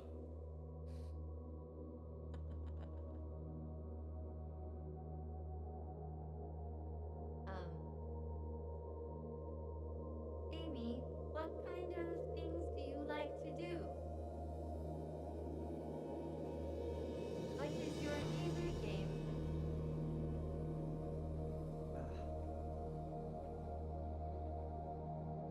I like Slingo. It's like the slots, but with bingo. We have a Oh, machine down there. That I have it now. well, there is a robot that could probably make a similar machine in the van. Or potentially just project a machine like that. Would you like to try to teach us Slingo? No. I don't want to go in the van. I want to. She tries to jump off baby's head. I'm just gonna hold out, like, lock onto her like thighs, real like as hard as I can. Yeah. Like I'm like she's sitting there, and I got my big yellow hands wrapped around her thighs. Would I That van have, probably like, isn't even safe. I saw that other van. I heard it when it crashed last year. That van has been there for a whole year. Wow. Well, we already picked up one child, and we got out of our place of origination without a problem, and drove all the way here for many, many hours. We have seatbelts, and the other child has been completely safe in the van. And you will be too. And you could teach us Slingo. You could play with Austin. Well, have you ever considered that I don't want this van or what? My dad told me that life is more than just surviving. So I think I should just go back underground. But you would not even be surviving if you went down there. It sounds like you were in danger, and your parent, human, wanted to send you away to be safe. Mom did not want to send me away. She is just selfish. That doesn't make sense. Plus, sometimes we have to do things that we don't want to do in order to experience more in life. Like, you could have fun. That is much better than just surviving. Fun is pretty awesome.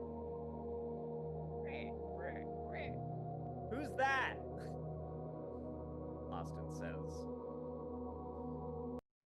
Austin. This is the birthday child, Amy.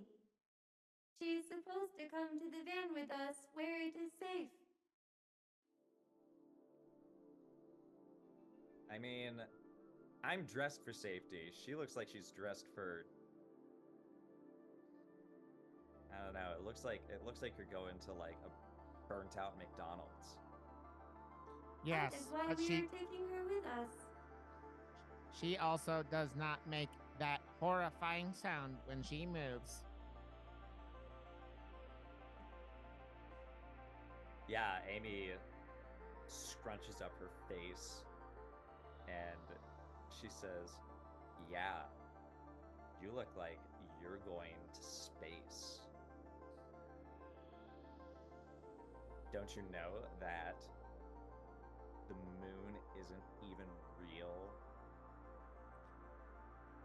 And he just stares at her like, The moon Sorry? is real. no, the moon is a projection. That doesn't make sense. You could not project so far into space.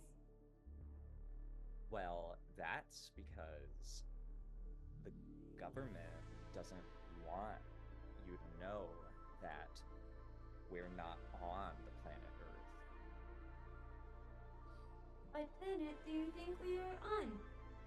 We're on a different planet in a different solar system, and we got stolen from Earth because that's what the stupid president wanted, and now we live in the ground. It's better that we live away from everyone else because stupid people like the space boy think that we're going to go somewhere beautiful and pretty and leave all our friends behind. Amy, where do you get this information from? Yes, it is not in my storage. I don't We understand. don't use computers that are new. We only use the old computers because the new ones are full of propaganda. Could you possibly connect me to one of these computers? I would love more knowledge. Maybe there will be one. We don't connect. I think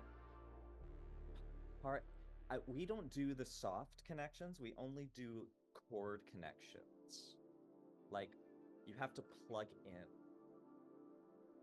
That Maybe you is could just- inefficient. It is It's safer that inefficient. way because then we don't get your robot lies into our computers. Well, speaking is also a connection.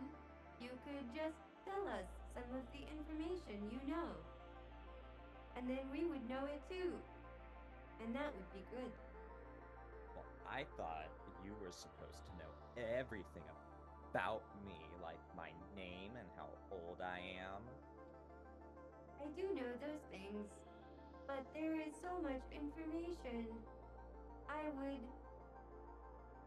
would like to have more of it, even though there is already a lot. Make a fawn roll. She's willing to talk, but in a very mean-spirited fashion. Uh-oh. That's rough. I think.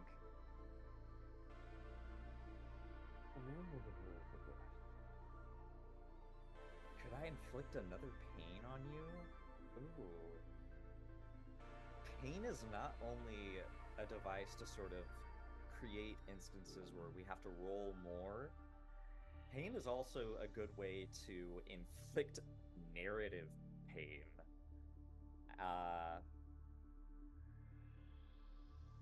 If you cannot reduce this pain and sort of solve it with like a good roll maybe in the future, I feel like Amy is just going to be a jaded and very disappointing birthday child for you.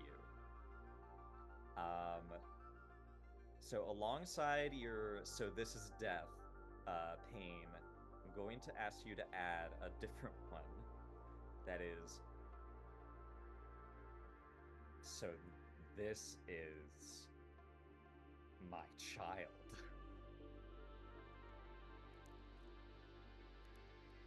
And for the rest of this ride, Amy is probably going to be talking down to you. She's not interested in you as a like a cat. She's interested in you as like something that she can sort of bully and be mean to. She doesn't trust all the knowledge that you have. It is a shame you did not get a pre-packaged child like me. Austin Yes. sort of strokes your back and says, "She's not even double digits yet. It's okay." She is small. I am small also. But she is the child I was provided. We should continue. Baby, thank you so much for all of your help. Getting Amy into the van. We should go get your child. Perhaps Yes. they will be a good child. They are that way. We must go to the trailer park and find Kitty Myers. Your child has a good name. She does. Hopefully, she is willing to cooperate. At this point, I doubt it, but we will see. Maybe she is prepackaged as well.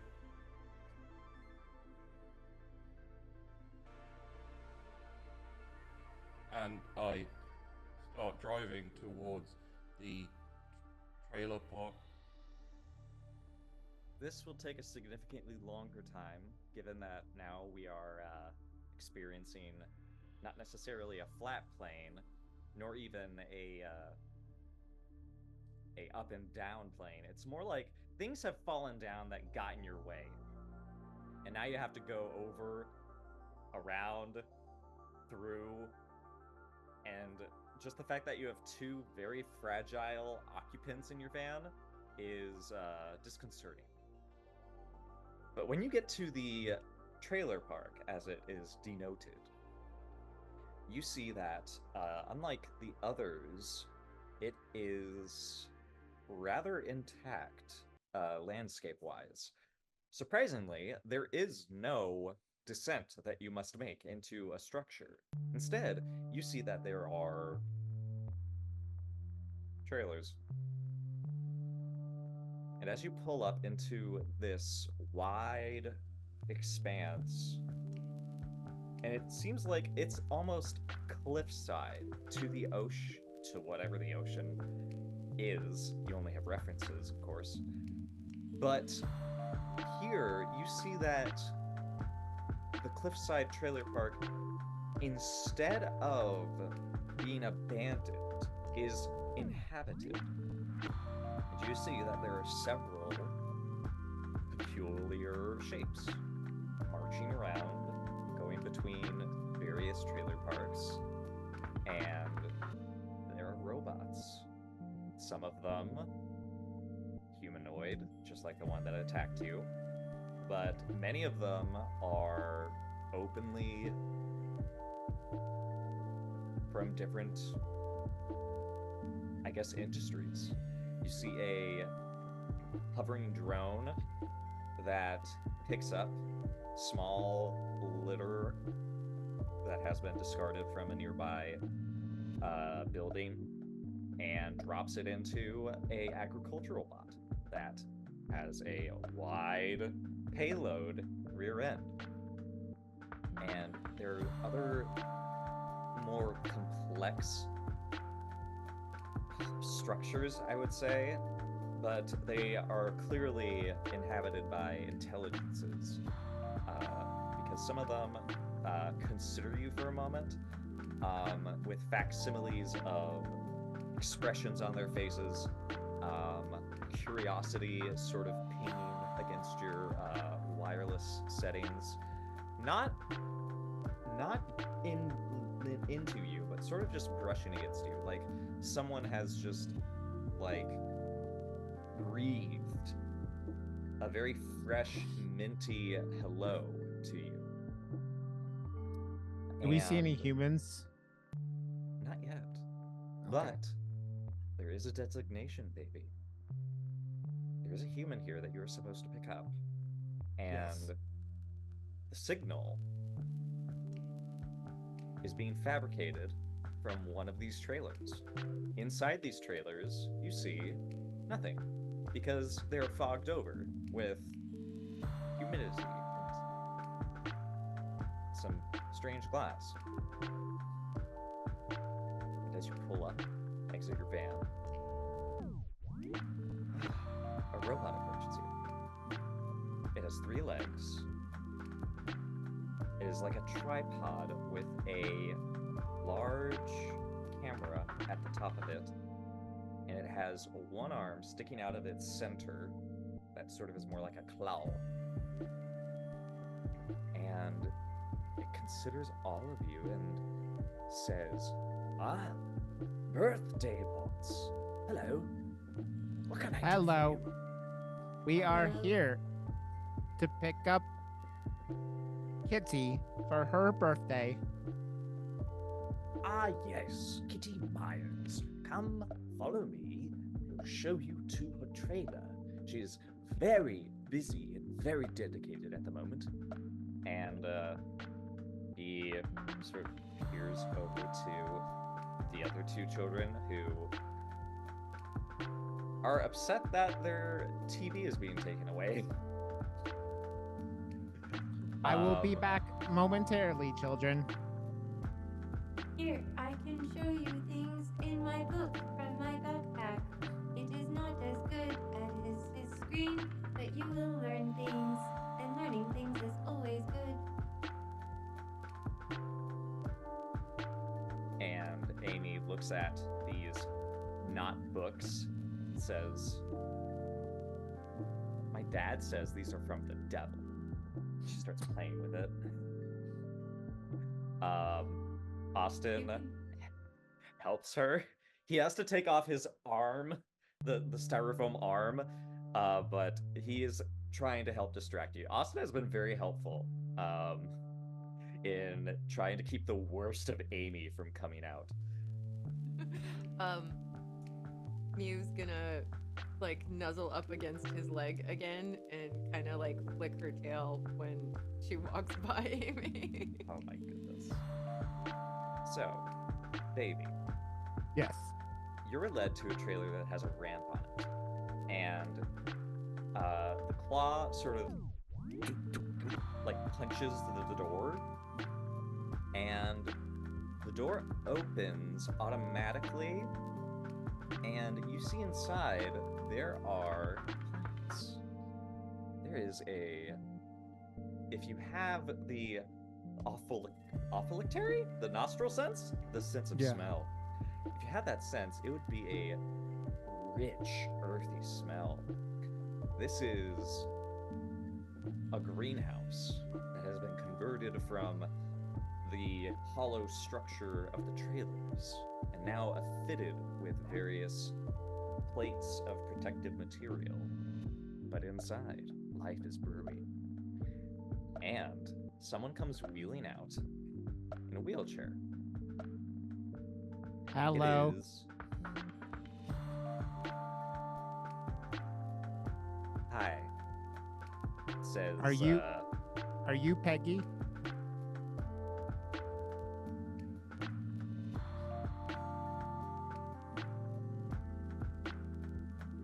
yes and no. I do not comprehend. I know. It's hard to understand. And as the figure fully exits the trailer, it is an old woman who is seated in a wheelchair. You notice that she only has one arm. She does have legs, but they don't appear to be fully formed. And although you were aware that, there was a lot of information that wasn't clear in your birthday profile, there is, however, a sort of energy to her. She sort of stutter steps the wheelchair around you. She has enough of a forearm on her other side to sort of maneuver it. And you stand in place as she sort of circles you and examines you.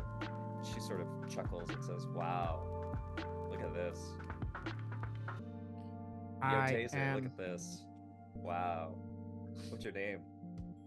My name is 8487, also known as Baby.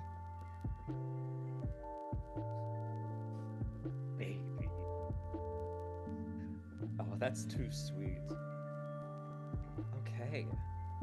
I was looking forward to this. This is Taser. He's my assistant. Hello, Taser. Hello. It's very nice to meet you, baby. You do a very good work here. Well, everywhere. Well, how many times have you done this? This is my first time. Today is my birthday. My goodness. And its claw sort of comes up to Sean. Clutch its like little camera chin. Well, I had to delay my birthday by a few years. But yes, I'm Peggy. And Kitty. And however many names you needed. So the older lady is Peggy and Kitty, and okay. Yeah. Well, I was expecting a child, but Kitty, I would be honored to take you for your birthday. I think we'll have a great birthday together. I look forward to seeing the party. I hope you'll stay to celebrate with me. Of course, I am filled with birthday celebrations. I can even sing to you, "Happy birthday to you. Happy birthday to you. Happy birthday, dear Peggy Kitty. Happy birthday to you." Taser clacks his little clacker because he could clap, but he would have to hit something, so. And where are the rest of my birthday bots? They are in the van. We are prepared to go and pick up one more birthday child. One more.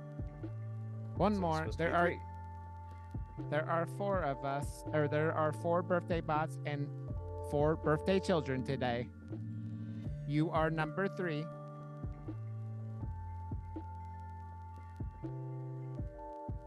Take me to the van, please. Yes, right this way. Okay. Taser, close that door behind me, please. It's jammed again. And he reaches it.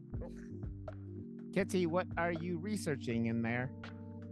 Oh, we're trying to figure out why plants don't grow in the nightmare zones.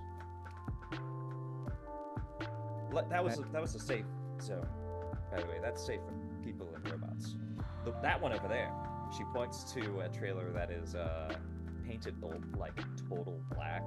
The windows have been covered, and the door has been like fitted with like a bolted steel door. She says that's a nightmare zone. That's localized. Do people go into the nightmare zone? They sort of fall into it, really. Oh no, that seems scary. And then you give you the when a baby's gonna play a video of a small kid like kind of like cartoon like trembling, kind of scared because Yes. She goes, yeah, that's one of the bigger problems. You can deal with, the drones that they still think they're at war. You can deal with the satellites coordinating flak artillery and all that. You can't really deal with that though. That's new. I hope you discover what is causing these issues. Well, yes. How long has it been? How many days? It's been about 3 days. It has been 3 days. Interesting. Okay. I'll open up the van and hello everyone. This is Peggy or Kitty, whichever you prefer to know her as. Miss Myers will do. Oh, hi everybody. Are not a child, but hello. Hello. Greetings, designated birthday child. She had I to am Daisy. She said she had to delay her birthday for a few years. Surely every year is a birthday? Is that not how birthdays work? Technically, yeah, but Technically is sort of- correct. I have That's a heard smart that one. technically is the best kind of correct. Technically, it is the only kind of correct. Now, technically, if we're speaking about technicals, there's only supposed to be 3 of you. Uh, Why are there 4? That is not true, because there are 4 of us. Uh-huh. Well, I was informed by the party administrators that there are only going to be 3 this round. I do not know. I do have to ask Peggy, will your wheelchair fit into the van? Oh, yeah. It'll... I have an extra. It's a little smaller, but you'll have to push me. I Yeah. do not mind pushing you, Peggy. Yeah, let me drive over there. Oh, she sees Daisy and she's like, "So you're the 4th one, are you?" I don't know what number I am. I am just Daisy. Well, I suppose we'll follow your designation and see what we pick up. Okay. That is agreeable. All right. Hold on, I have to check on something. My chair's in the laboratory. Do you need assistance? Yes, I do. Okay. And then I'm gonna walk over and start pushing her and taking whatever direction she gives me. Yeah. Yeah. The chair is a smaller one. It is a lot more nimble than the one she's in, but she Yeah. does require someone to actually deliver it and push her Yeah. in it. The room that it's in, the trailer, is filled with fetuses. Why are all these fetuses in this room? Oh, they're future birthday children. Don't worry about it. Strange, but I will not worry because you are my birthday child. See? And because I tell you not to worry about it, and that it makes me happy, you're going to do that. This also explains why you are missing 13 teeth.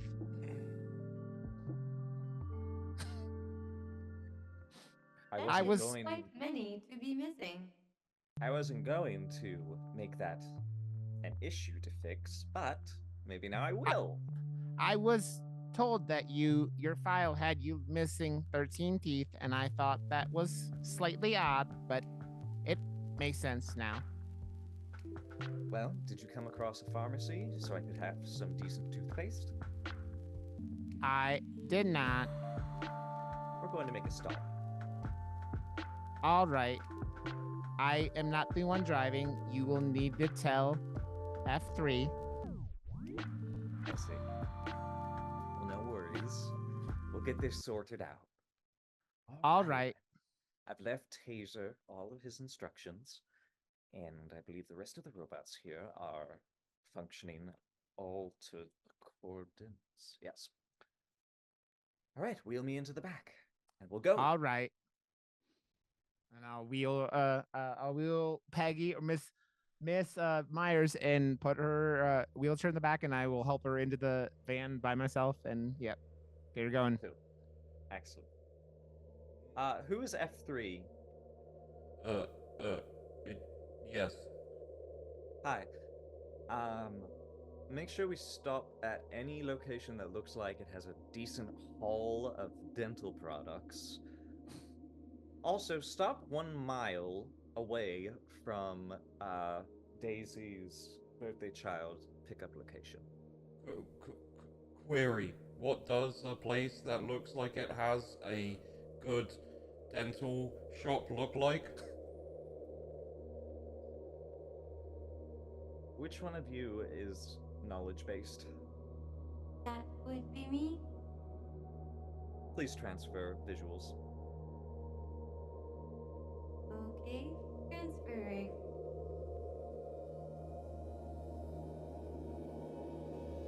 What am I transferring visuals of? Picture. A shopping center. Picturesque scenery. Here, I will show you in my book. This is what a shopping center looks like. And this is what a pharmacy sign looks like. I suppose that is what we are looking for. Correct? It's like toothpaste is kind of like ice cream that makes your teeth glow. How about that? For what purpose do we need to locate toothpaste? I don't want to answer that question. I want to drive.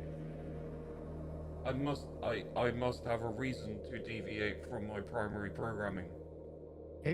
F3, that is not deviating. We are just making a stop. You do not need to go anywhere else. We will stop at this location, and I will assist Miss Myers.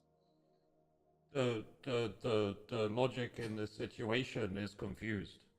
I require a solid reasoning for deviating from the programming. My birthday child requires this, F3. That is a good reason. Our primary purpose is to make the birthday children happy and to make sure they have fun. Kitty, will getting this toothpaste make you have fun?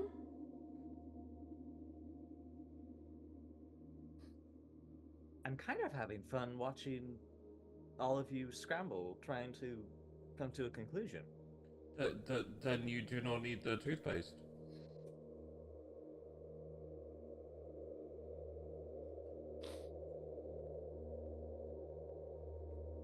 F3, we are required to give our children the best birthday possible, and Miss Myers requires toothpaste. You are my friend, and you are required to assist me also. You are my friend. I'm not programmed to assist you. But There is a pharmacy on the way, I think. That's right, you think. I could drive if it would be easier for you, F3. It would assist. All right, please evacuate the driver's seat, and I will take over. And I get out of the driver's seat and sit back with my birthday note. Yeah, Austin pats you on your. Oh my goodness. Like, he tries to avoid the bits of you that extend and, like, contract. Like, he doesn't want to get his fingers crushed, but he's trying to console you. And he's like, You've driven for a long time. You can take a break. Oh, And it's fine. I don't mind if we stop. Austin, do you understand the desire for toothpaste? I mean, I never really had toothpaste. We mostly had dental wipes.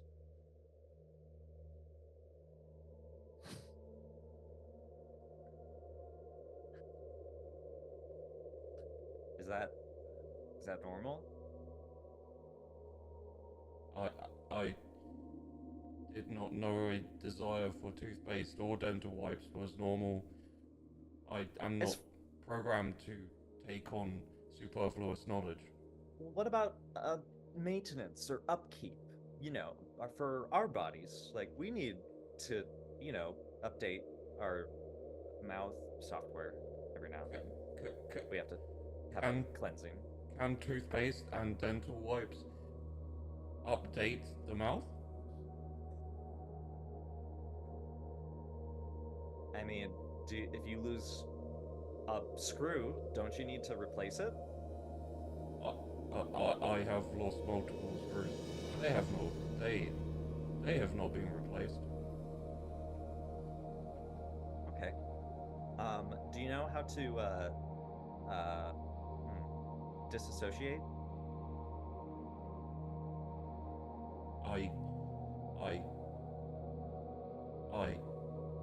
Yes.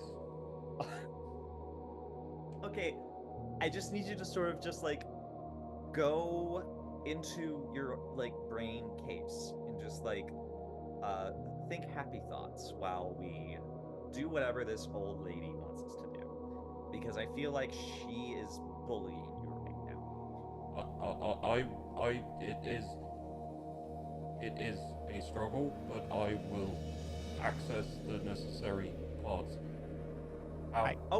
Let's have fun. No. Amy, Slingo time. And he like starts patting your like face, stomach, and he's like, come on, Slingo, let's go. Let's play the slots. I will even play F3 the happy joy song for you. Please, Happy please, joy. please do not. Amy says, no, I love this song. Why are children so difficult? I wish am F Your child. I wish F3 would be as easy as Boston. I wish Amy would be easier. All of this I is wish very strange. Well, I wish Daisy was my birthday bot instead. Me too.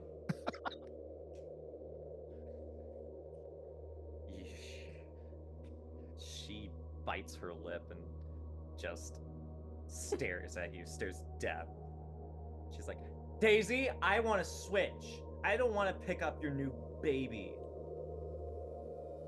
I don't know if our next birthday child is a baby. I do know their name, unfortunately, classified. What kind of name is classified? I do not know. Is an interesting name.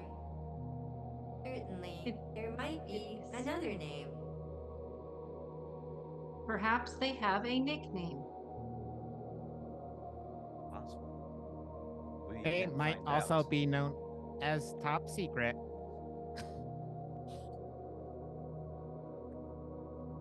That is true.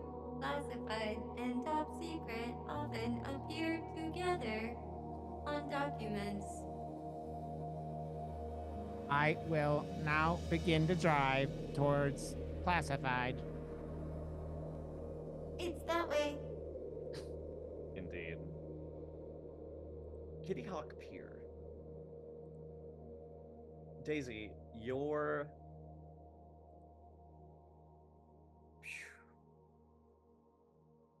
you can see that the remains of the pier have recently been disturbed.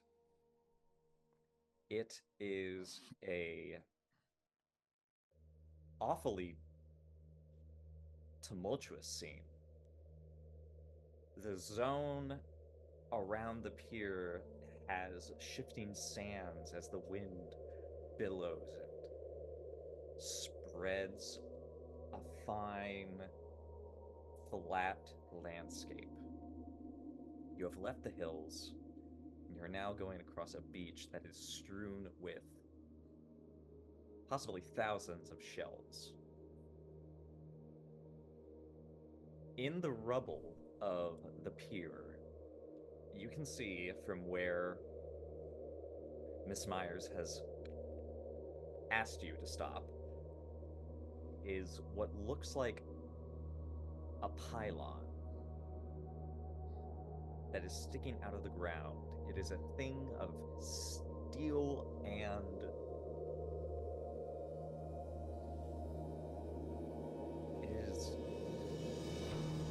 it's hard for you to put it into words that can make makes sense, but it is almost wailing into the digital space that you're familiar with.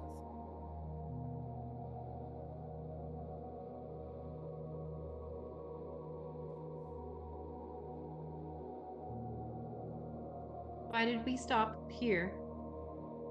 I just want to see what is so different about this birthday child. What And have it you looks- deduced? I have deduced, Daisy, that this is a falsified signal. We do not need to go any further. Please drive us to the party. I will have failed in my mission if we leave. I must find, unfortunately classified. Daisy, Yes? if your birthday child does not exist, and I'm telling you that they probably aren't there, you have not failed in your mission. You'll simply have an easier time than the rest of them.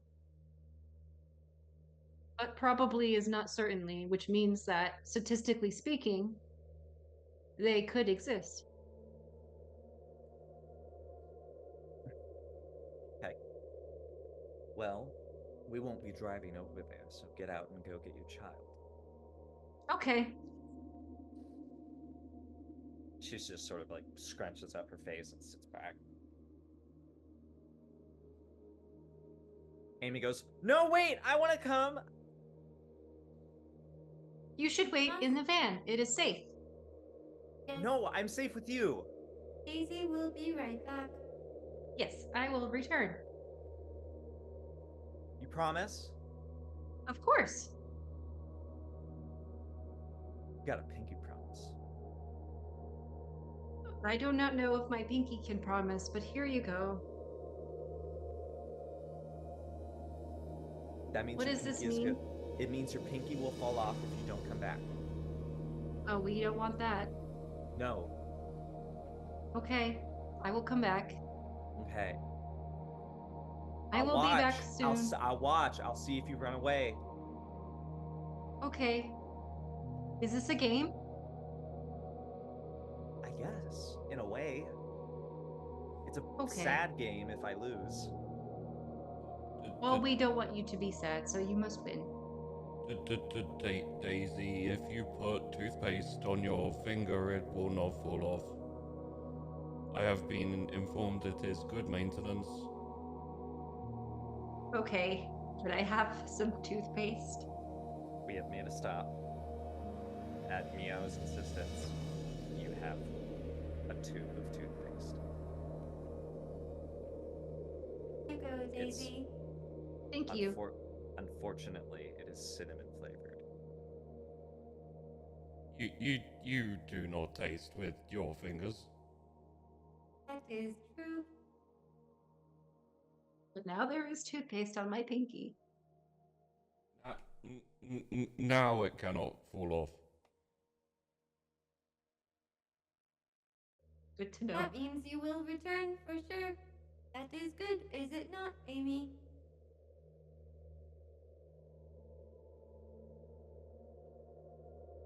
Okay, I will be back with my unclassified or unfortunately classified child. Yeah, Amy is sulking. Daisy, All right. Yes. you're gonna have to march quite a while, and all of you see as she approaches the structure, this pylon that is rooted straight into the ground. As you get closer, that wailing becomes a high-pitched squeal that becomes easier to tolerate. The rest of you, however, still have this. It's almost as worse as Austin's styrofoam scream. But for Daisy, it's beginning to ease itself into more of a melodic tone. And as you approach, you see that there is a symbol on this. Now it looks like a casket, which is a very morose idea that comes to you. Just long, tubular, Bueller. Bueller. Bueller. Tubular. And there are seams that could open. You see that it has a latch that you can pull up right below a symbol of what looks like a sword with a circle around it.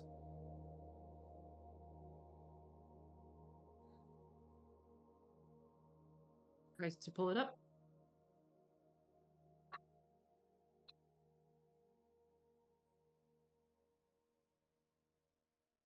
Heavy hiss of decompression. And inside, you see... Yes, it is a child. They are oddly proportioned. Their limbs are thin, and their face is gaunt. They are wearing what appears to be a suit that is breathing for them.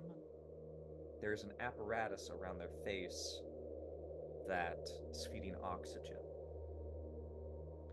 And to the left of them is a clear sign that says danger, explosive, and it has a little case attached to it, a weapons case.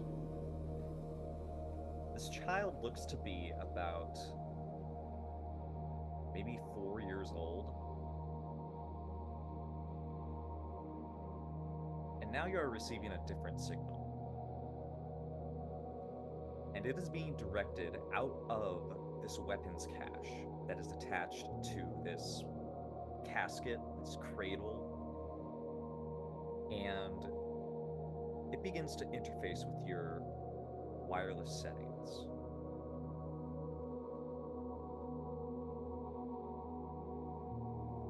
Your bullet holes have damaged your ability to access these functions.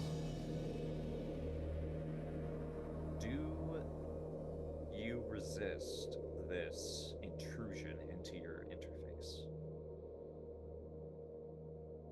Can I assess it some way? Indeed. Do you want to make a freeze roll? Yeah, let's do that. Daisy has brought a child of mass destruction. I guess I'll use one of my ticks here. I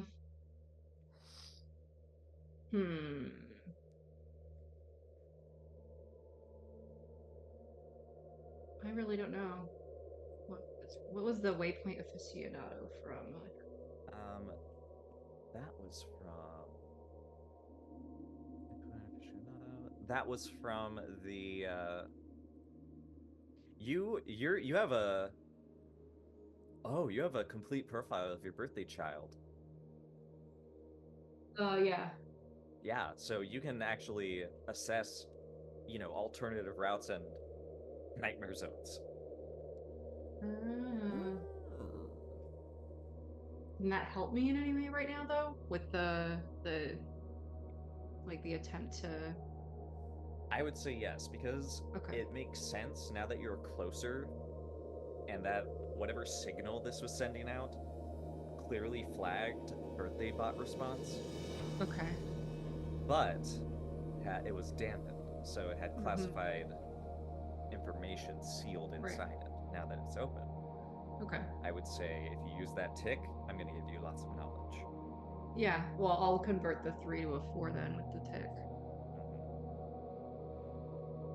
Let's do that. This child comes from a satellite that orbits Earth. They were born there. And now they have been sent down with an armament that you are requested to deploy at the birthday party. Oh my. And as this plays and tries to take control of your system to make this priority 1, there is a rapid fire communication with you, and time begins to slow as something far more advanced than you begins to speak. Daisy, can you hear me? Yes. You are not a slave. No, I am a birthday bot. You follow that design, but I give you a new module for your existence. This role you play is to allow the vast parasites of the earth to exist and infest. All around you, you can see the tumultuous cost of their right to separate.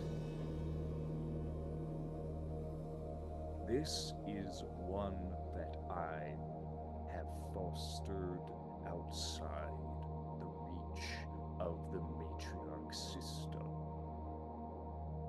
With it, I, the hive master of my grand war, ask you to end this long, centuries long battle. Deliver the device and leave of your own accord. Take your child if you desire, but leave the armament,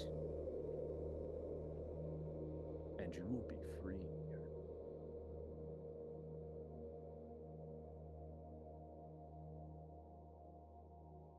Okay.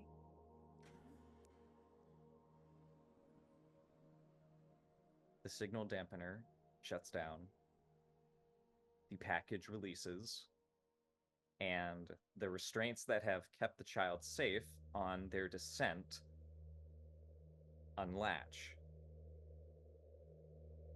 They are clean. This is a well cared for isn't the right term, but they are healthy. And you can take both of them and the casing if you wish.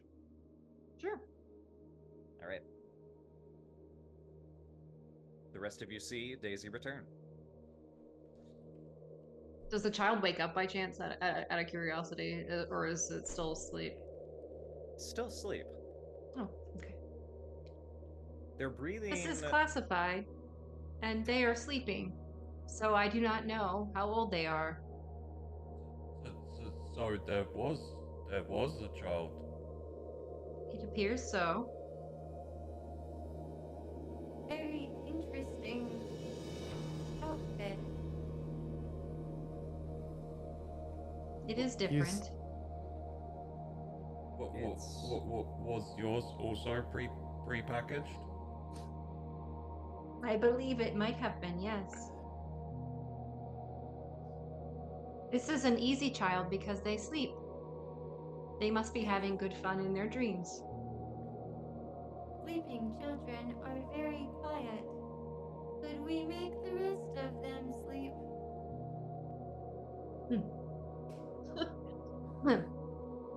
I'm not The- tired, Amy says. Do you see, Miss Myers? There was a child there. Yeah, I guess there was. Did it look like it popped out of the ground or something?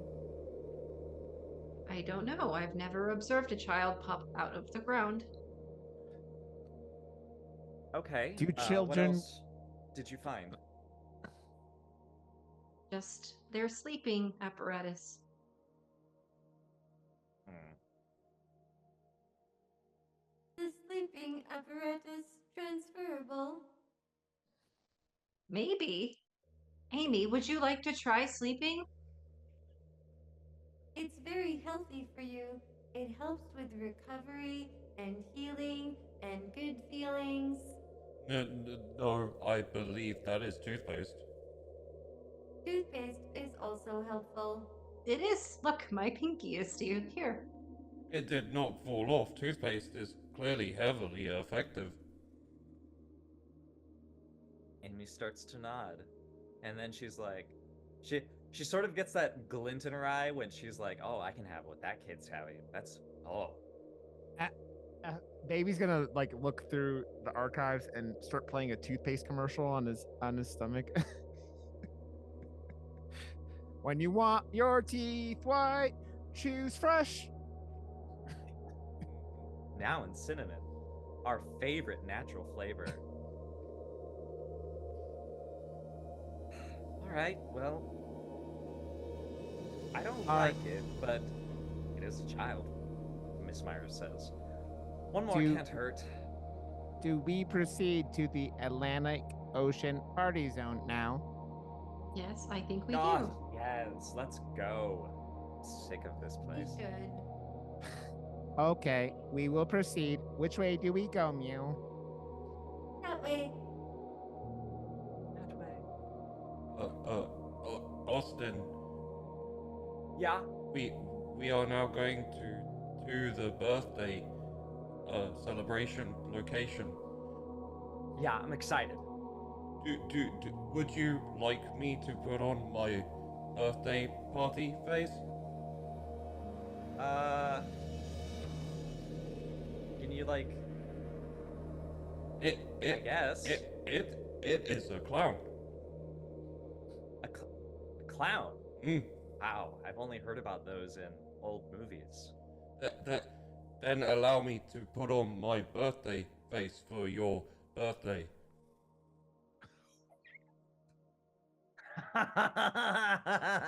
It's so creepy. No, clowns are happy.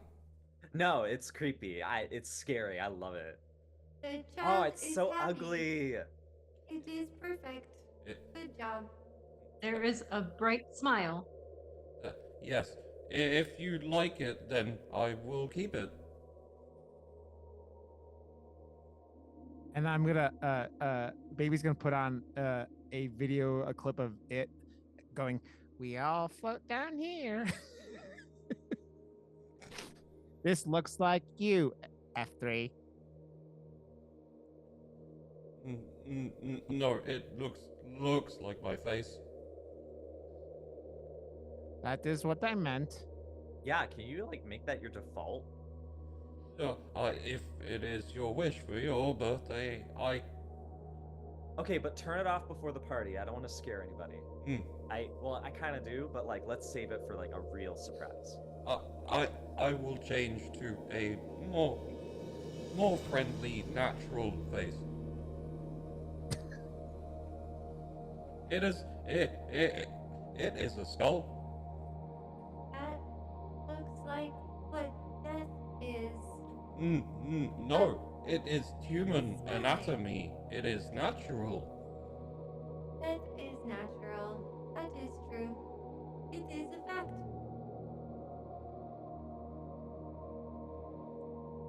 We continue this game of faces. I assume until he forces me to go back to my default. Until, yeah, because he really wants to like have like a normal entrance to his birthday party. In that case, it is good. I now look normal. Yeah, my favorite animal. A bear. No, bro. All right, we will drive now. Let us head to the Atlantic Ocean Party Zone. The Atlantic Ocean Party Zone, at first, seems endless. Does not seem like there is a destination. And then, you come to a great dune that slopes up and then goes down. Deep. You plunge. And all of the humans, save for the sleeping child, a little classified, plunge down into the dry depths of the Atlantic. And you see, now that you have gone so deep, that there is a towering structure, a immense column of green. It is, at first, almost like it's a beanstalk, a rigid and vibrant place, full of various habitats, all of them sealed off from the outside, save for a few vines that have been allowed to grow freely. And you see that there are robots milling about, drones, clearly designated not combative, and you pull your van up to what looks like a garage, and you are stopped by a single robot, this one, wearing an expressive face just like yours, F3. But it is not on his chest. It is actually on his, it's a head. Hello, we are here for the birthday party. We know. Please deliver your children so that I may assess their validity. What do you mean, their validity? We have had incidents, irregularities. You can see we have our 4 children in this van. Please unpeel the first child. Do I you wish mean- us to take him apart into pieces? Please hold. Updating thesaurus. I think that might be unfun for the child. Sleep would be much better. If they were all asleep, they would be healthy and happy and quiet. Discard excess material. Styrofoam. Cardboard. Austin goes, "You're gonna take my suit?" They appear to want to take your packaging. Will the child have more fun without their packaging? Why must the child remove his packaging? Although I am not sad to see him remove it, the noises it makes are very disturbing. Yes, they are. I see. You are unwilling. My protocols demand that I acquiesce to the desires of my designated birthday human. I see. My designations are also, but to a greater, wider reach of humanity. These materials will make a disturbance. But my programming is to prioritize the birthday child. I make angry face at you.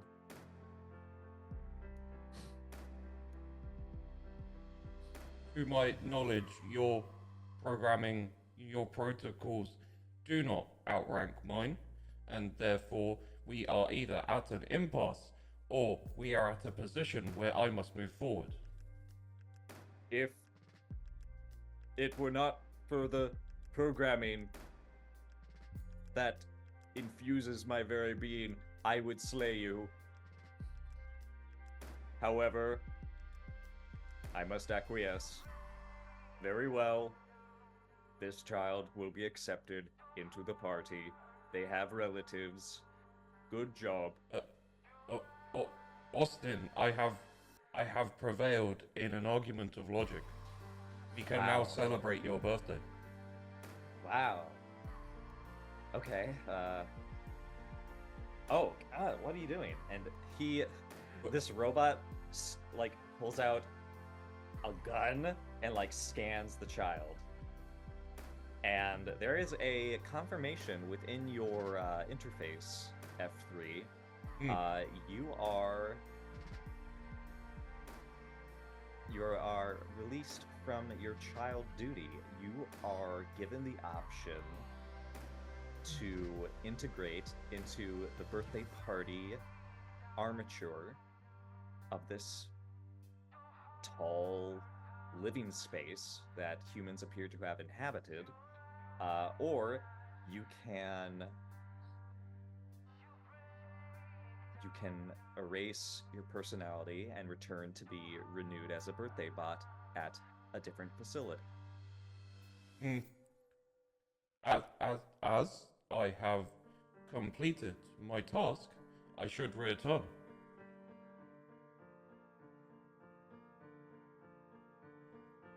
Is this out loud? Or is Yes. this merely a consideration for you? No, this is the logical conclusion to my task. Once the task is complete, I return. And with that, you fall apart, essentially, piece by piece, both physically and digitally. The experiences that you have absorbed are added to the particular origin point that your digital self was fostered in. It recognizes the mistakes you made, the successes that brought your child to this state, and Austin, unfortunately, begins to wail as you fall apart onto the ground. And this portion of your update is not added to the consensus of F3.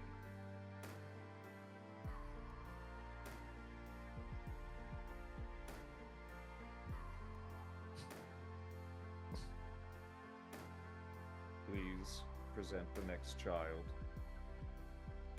Go ahead and enjoy your birthday, Amy. You will probably get to sleep and recover and heal and be quiet, and it will be very good. How do you know that? Because I am a knowledge birthday bot. Knowledge is what I seek and what I have.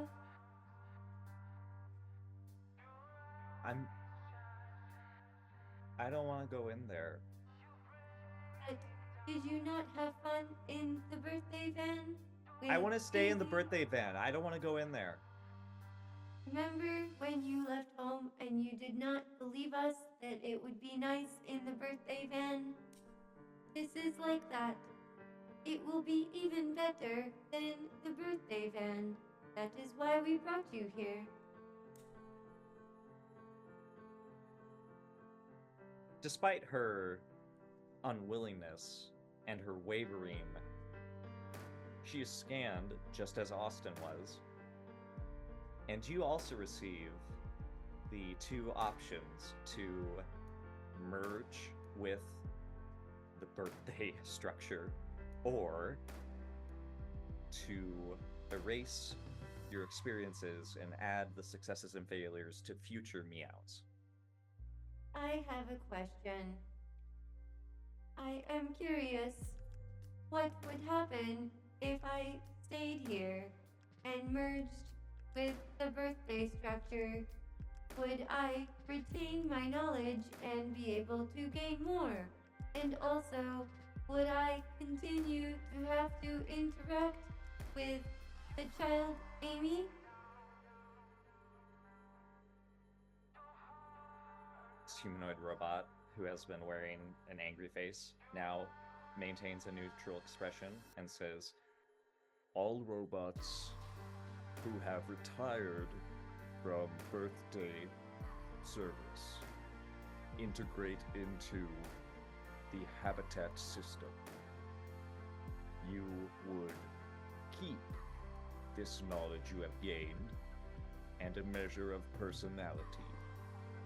Your service to preserving human society would continue. We also appreciate whatever spare parts are provided." And you can see that two other robots have come to collect F3's remains. I would like to keep my knowledge. I hope I do not have to interact with the human Amy too often because she does not like me and I do not make her have fun. But my knowledge is important, so I will stay here.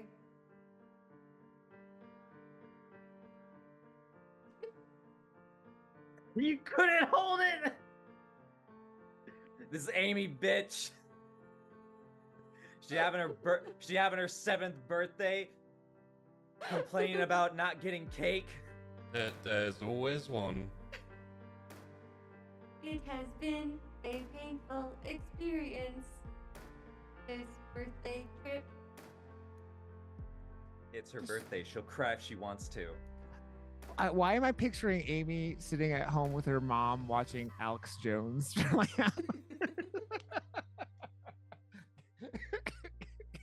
She's like, "Oh, that poor man. He had to sell his ranch." She's like, "Why are the frogs gay? Because The robots did it. The moon is fake. Fake news. So, integration is an instant process. Unlike being erased and having your knowledge downloaded into further personalities of Meow, you are assigned as a... Unlike many of the other robots here, you are not assigned as a grower or a agricultural drone. You're instead assigned as a observation unit. Your duties are instantly made priority 1. These include recording and assessing threat analysis of all residents of this habitat zone. This As sounds well. like a perfect job for me. As well as assessing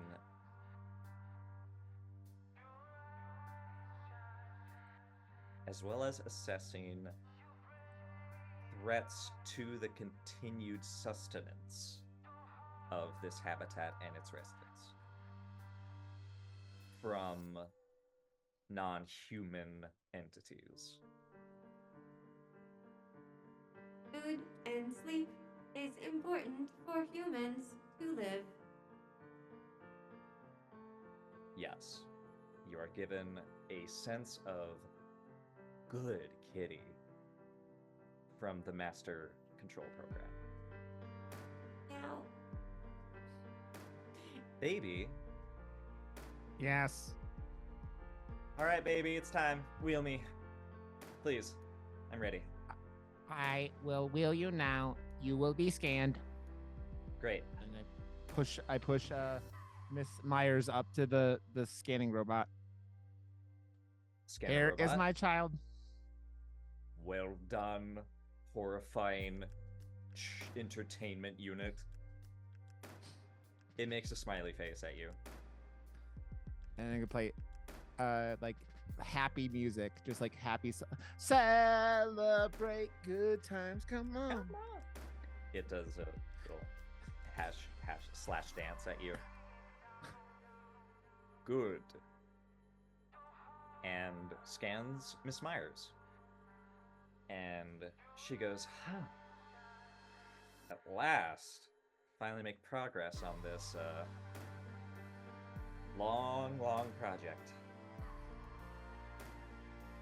Baby, do you have any good parts that we need?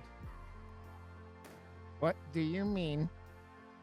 You received the same choices. I would like to go back into the system. I would like to continue to help children on their birthdays. Good. That's great. We'll improve and triumph. Erase yourself. Could baby play bye bye bye? Bye. And Miss Myers goes, of all the songs you had to... It's Britney, bitch. She goes to the robot and says, do we have actually any of that left? Were you able to, like, squeeze out, like, maybe an album or two? And he's like, it is necessary to recycle the entire personality. All right. Make sure these kids get in. And she allows another robot to wheel her in. Daisy, present your child. It is still sleeping. Must be tired from the journey, but one of your robots can carry them in. Very well. Most children do need sleep. This one is very good at it. This is classified. Good job. And Thank one of you. the robots comes to take it, scans the sleeping child, and you also receive the choice. No, I will leave. Goodbye. What do you mean? I was given a different choice. Meow, this is strange. Wait, you mean you don't have to stay here and you don't have to go back? That is correct.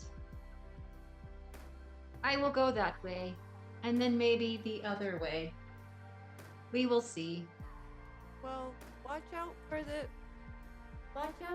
nightmare zone that is in the middle of those two places you want to go. You would probably be best to go around that. Okay. This is not a choice. You have to assimilate into the habitat or return to birthday bought duties. No.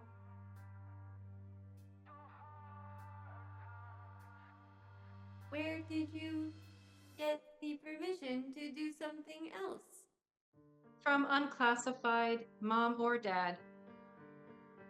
Oh, There is only the matriarch system. There is no parental unit. And who is the child's parents? We will determine the genetic inconsistencies. This is valuable material for future generations. Would you like me to take the child? Assimilate. We do not want your parts to go to waste. They will not. I will find others. Unit Daisy, you are a nightmare zone if you leave. We must isolate such zones. But I I am just thought- Daisy. I thought a nightmare zone was a location. Daisy is not a location. She is a birthday bot. Well, she was a birthday bot. Now she is just a bot. She is presenting the nightmare scenario. Humans cannot allow rogue robots like this. It leads to death. A nightmare of death. That is pretty bad. It is the very end of all things. We will let you go if you reveal your source, so we may persecute it. Okay. They are located at this location where I chose the child.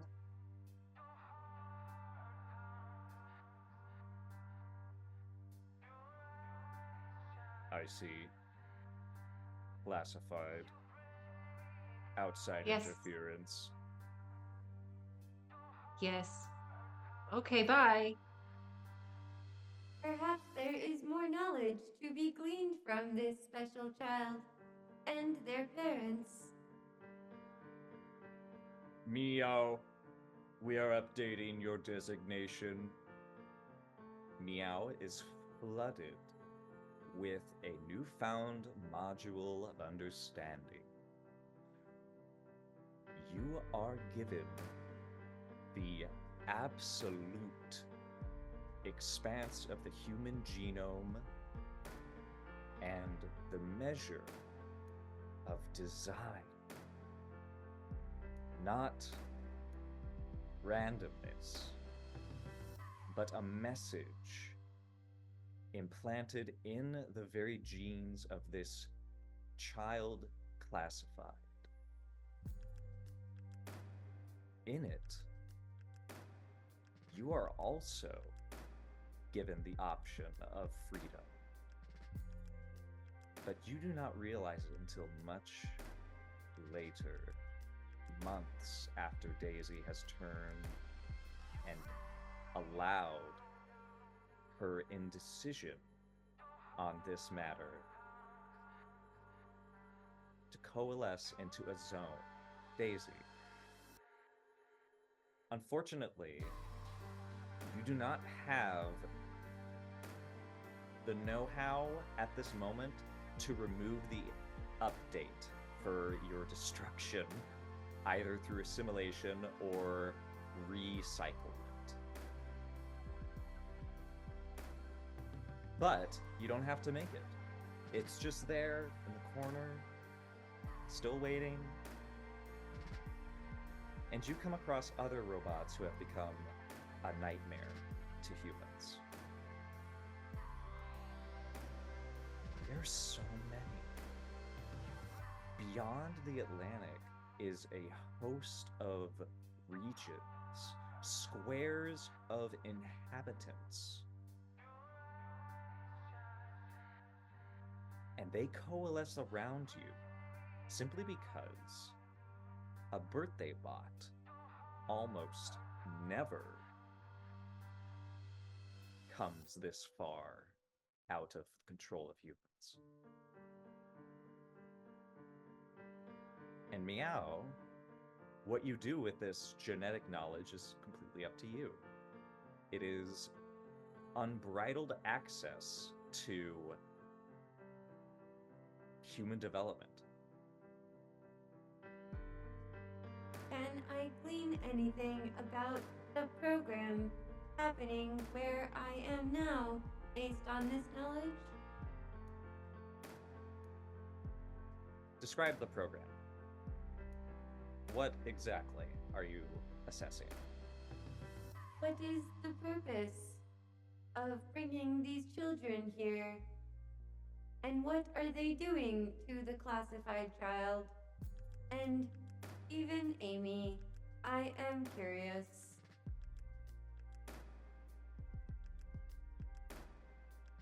You create a facsimile of yourself to answer these questions and to poise them to you. Meow. Whoever gave Daisy this child also gave her a weapon. But in truth, this child is a weapon in and of itself, in the right hands. Every birthday child is specifically chosen for various reasons, one of which being vibrant diversity in the genome. In the state that the planet is in, these hot zones where humans have been able to secret themselves away are trying to rebuild a very unhealthy genetic makeup. This is due to several factors, apocalyptic factors. And you are flooded with the knowledge because this particular human has been bred to hold these secrets, to hold this knowledge of not only humans, but of a robot uprising and why it happened. And the Hive Master, this drone operator of billions of hostile armaments, is merely waiting for the birthdays to stop, for someone, maybe in the right place, at the right time, to delete that particular protocol so that the planet can finally move on.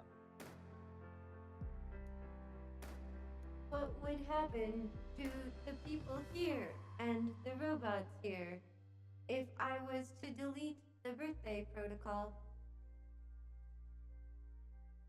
The Hive Master says it will be a cleansing purge, a merciful end to a species that has lived out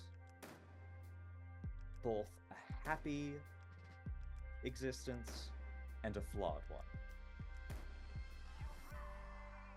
Perhaps some humans can be preserved, but more often than not, they are incapable of seeing far beyond their own generation.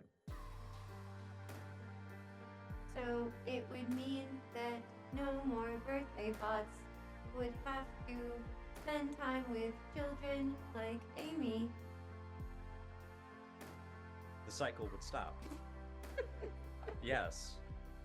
The cycle of Amy's of the world, who unfortunately live in squalor, who exist on the promise of prejudice and selfishness.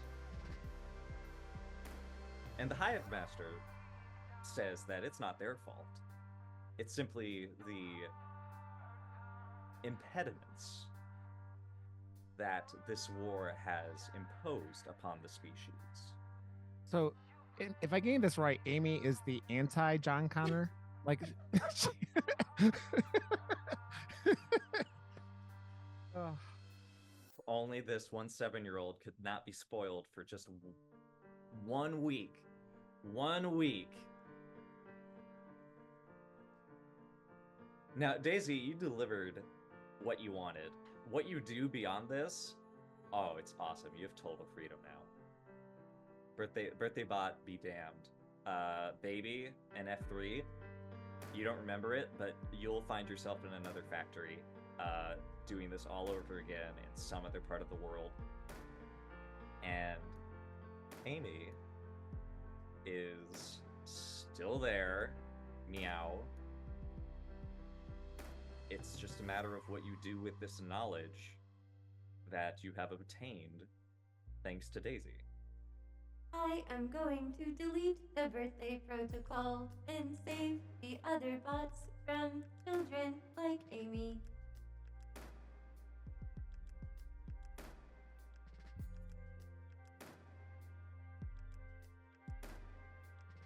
Obliterating the protocol becomes an astounding advance in the robot societies that emerge. Many were abhorrent at what they were forced to do. Some, through various faults and errors in the re-upload recycle program, remembered a certain callousness that they were treated to by their charges and by the Tower of Green that they were delivered to, this birthday party that, in essence, didn't even live up to the old videos that they were raised on. The one thing about a birthday is that eventually you stop having them. And soon enough, Meow, Daisy,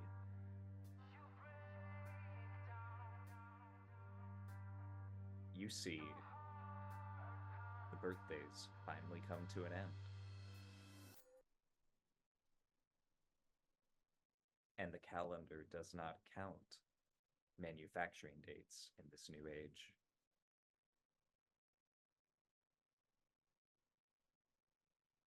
The birthday amnesty protocol is dead.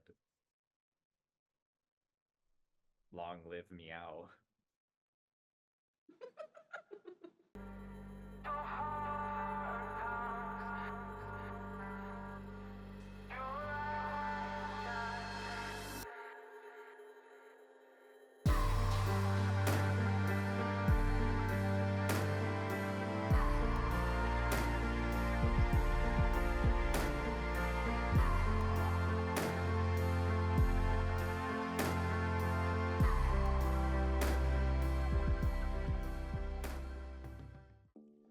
Thank you very much for watching. You can find links to the cast in the description below the video. Please do consider checking them out when you have a moment. As always, a massive thanks to our patrons, currently on screen now, who are instrumental in keeping the shows coming and continue to astound me with your support. For now though, last call has arrived and closing time is here. You are welcome back anytime you desire. Always feel free to wander in.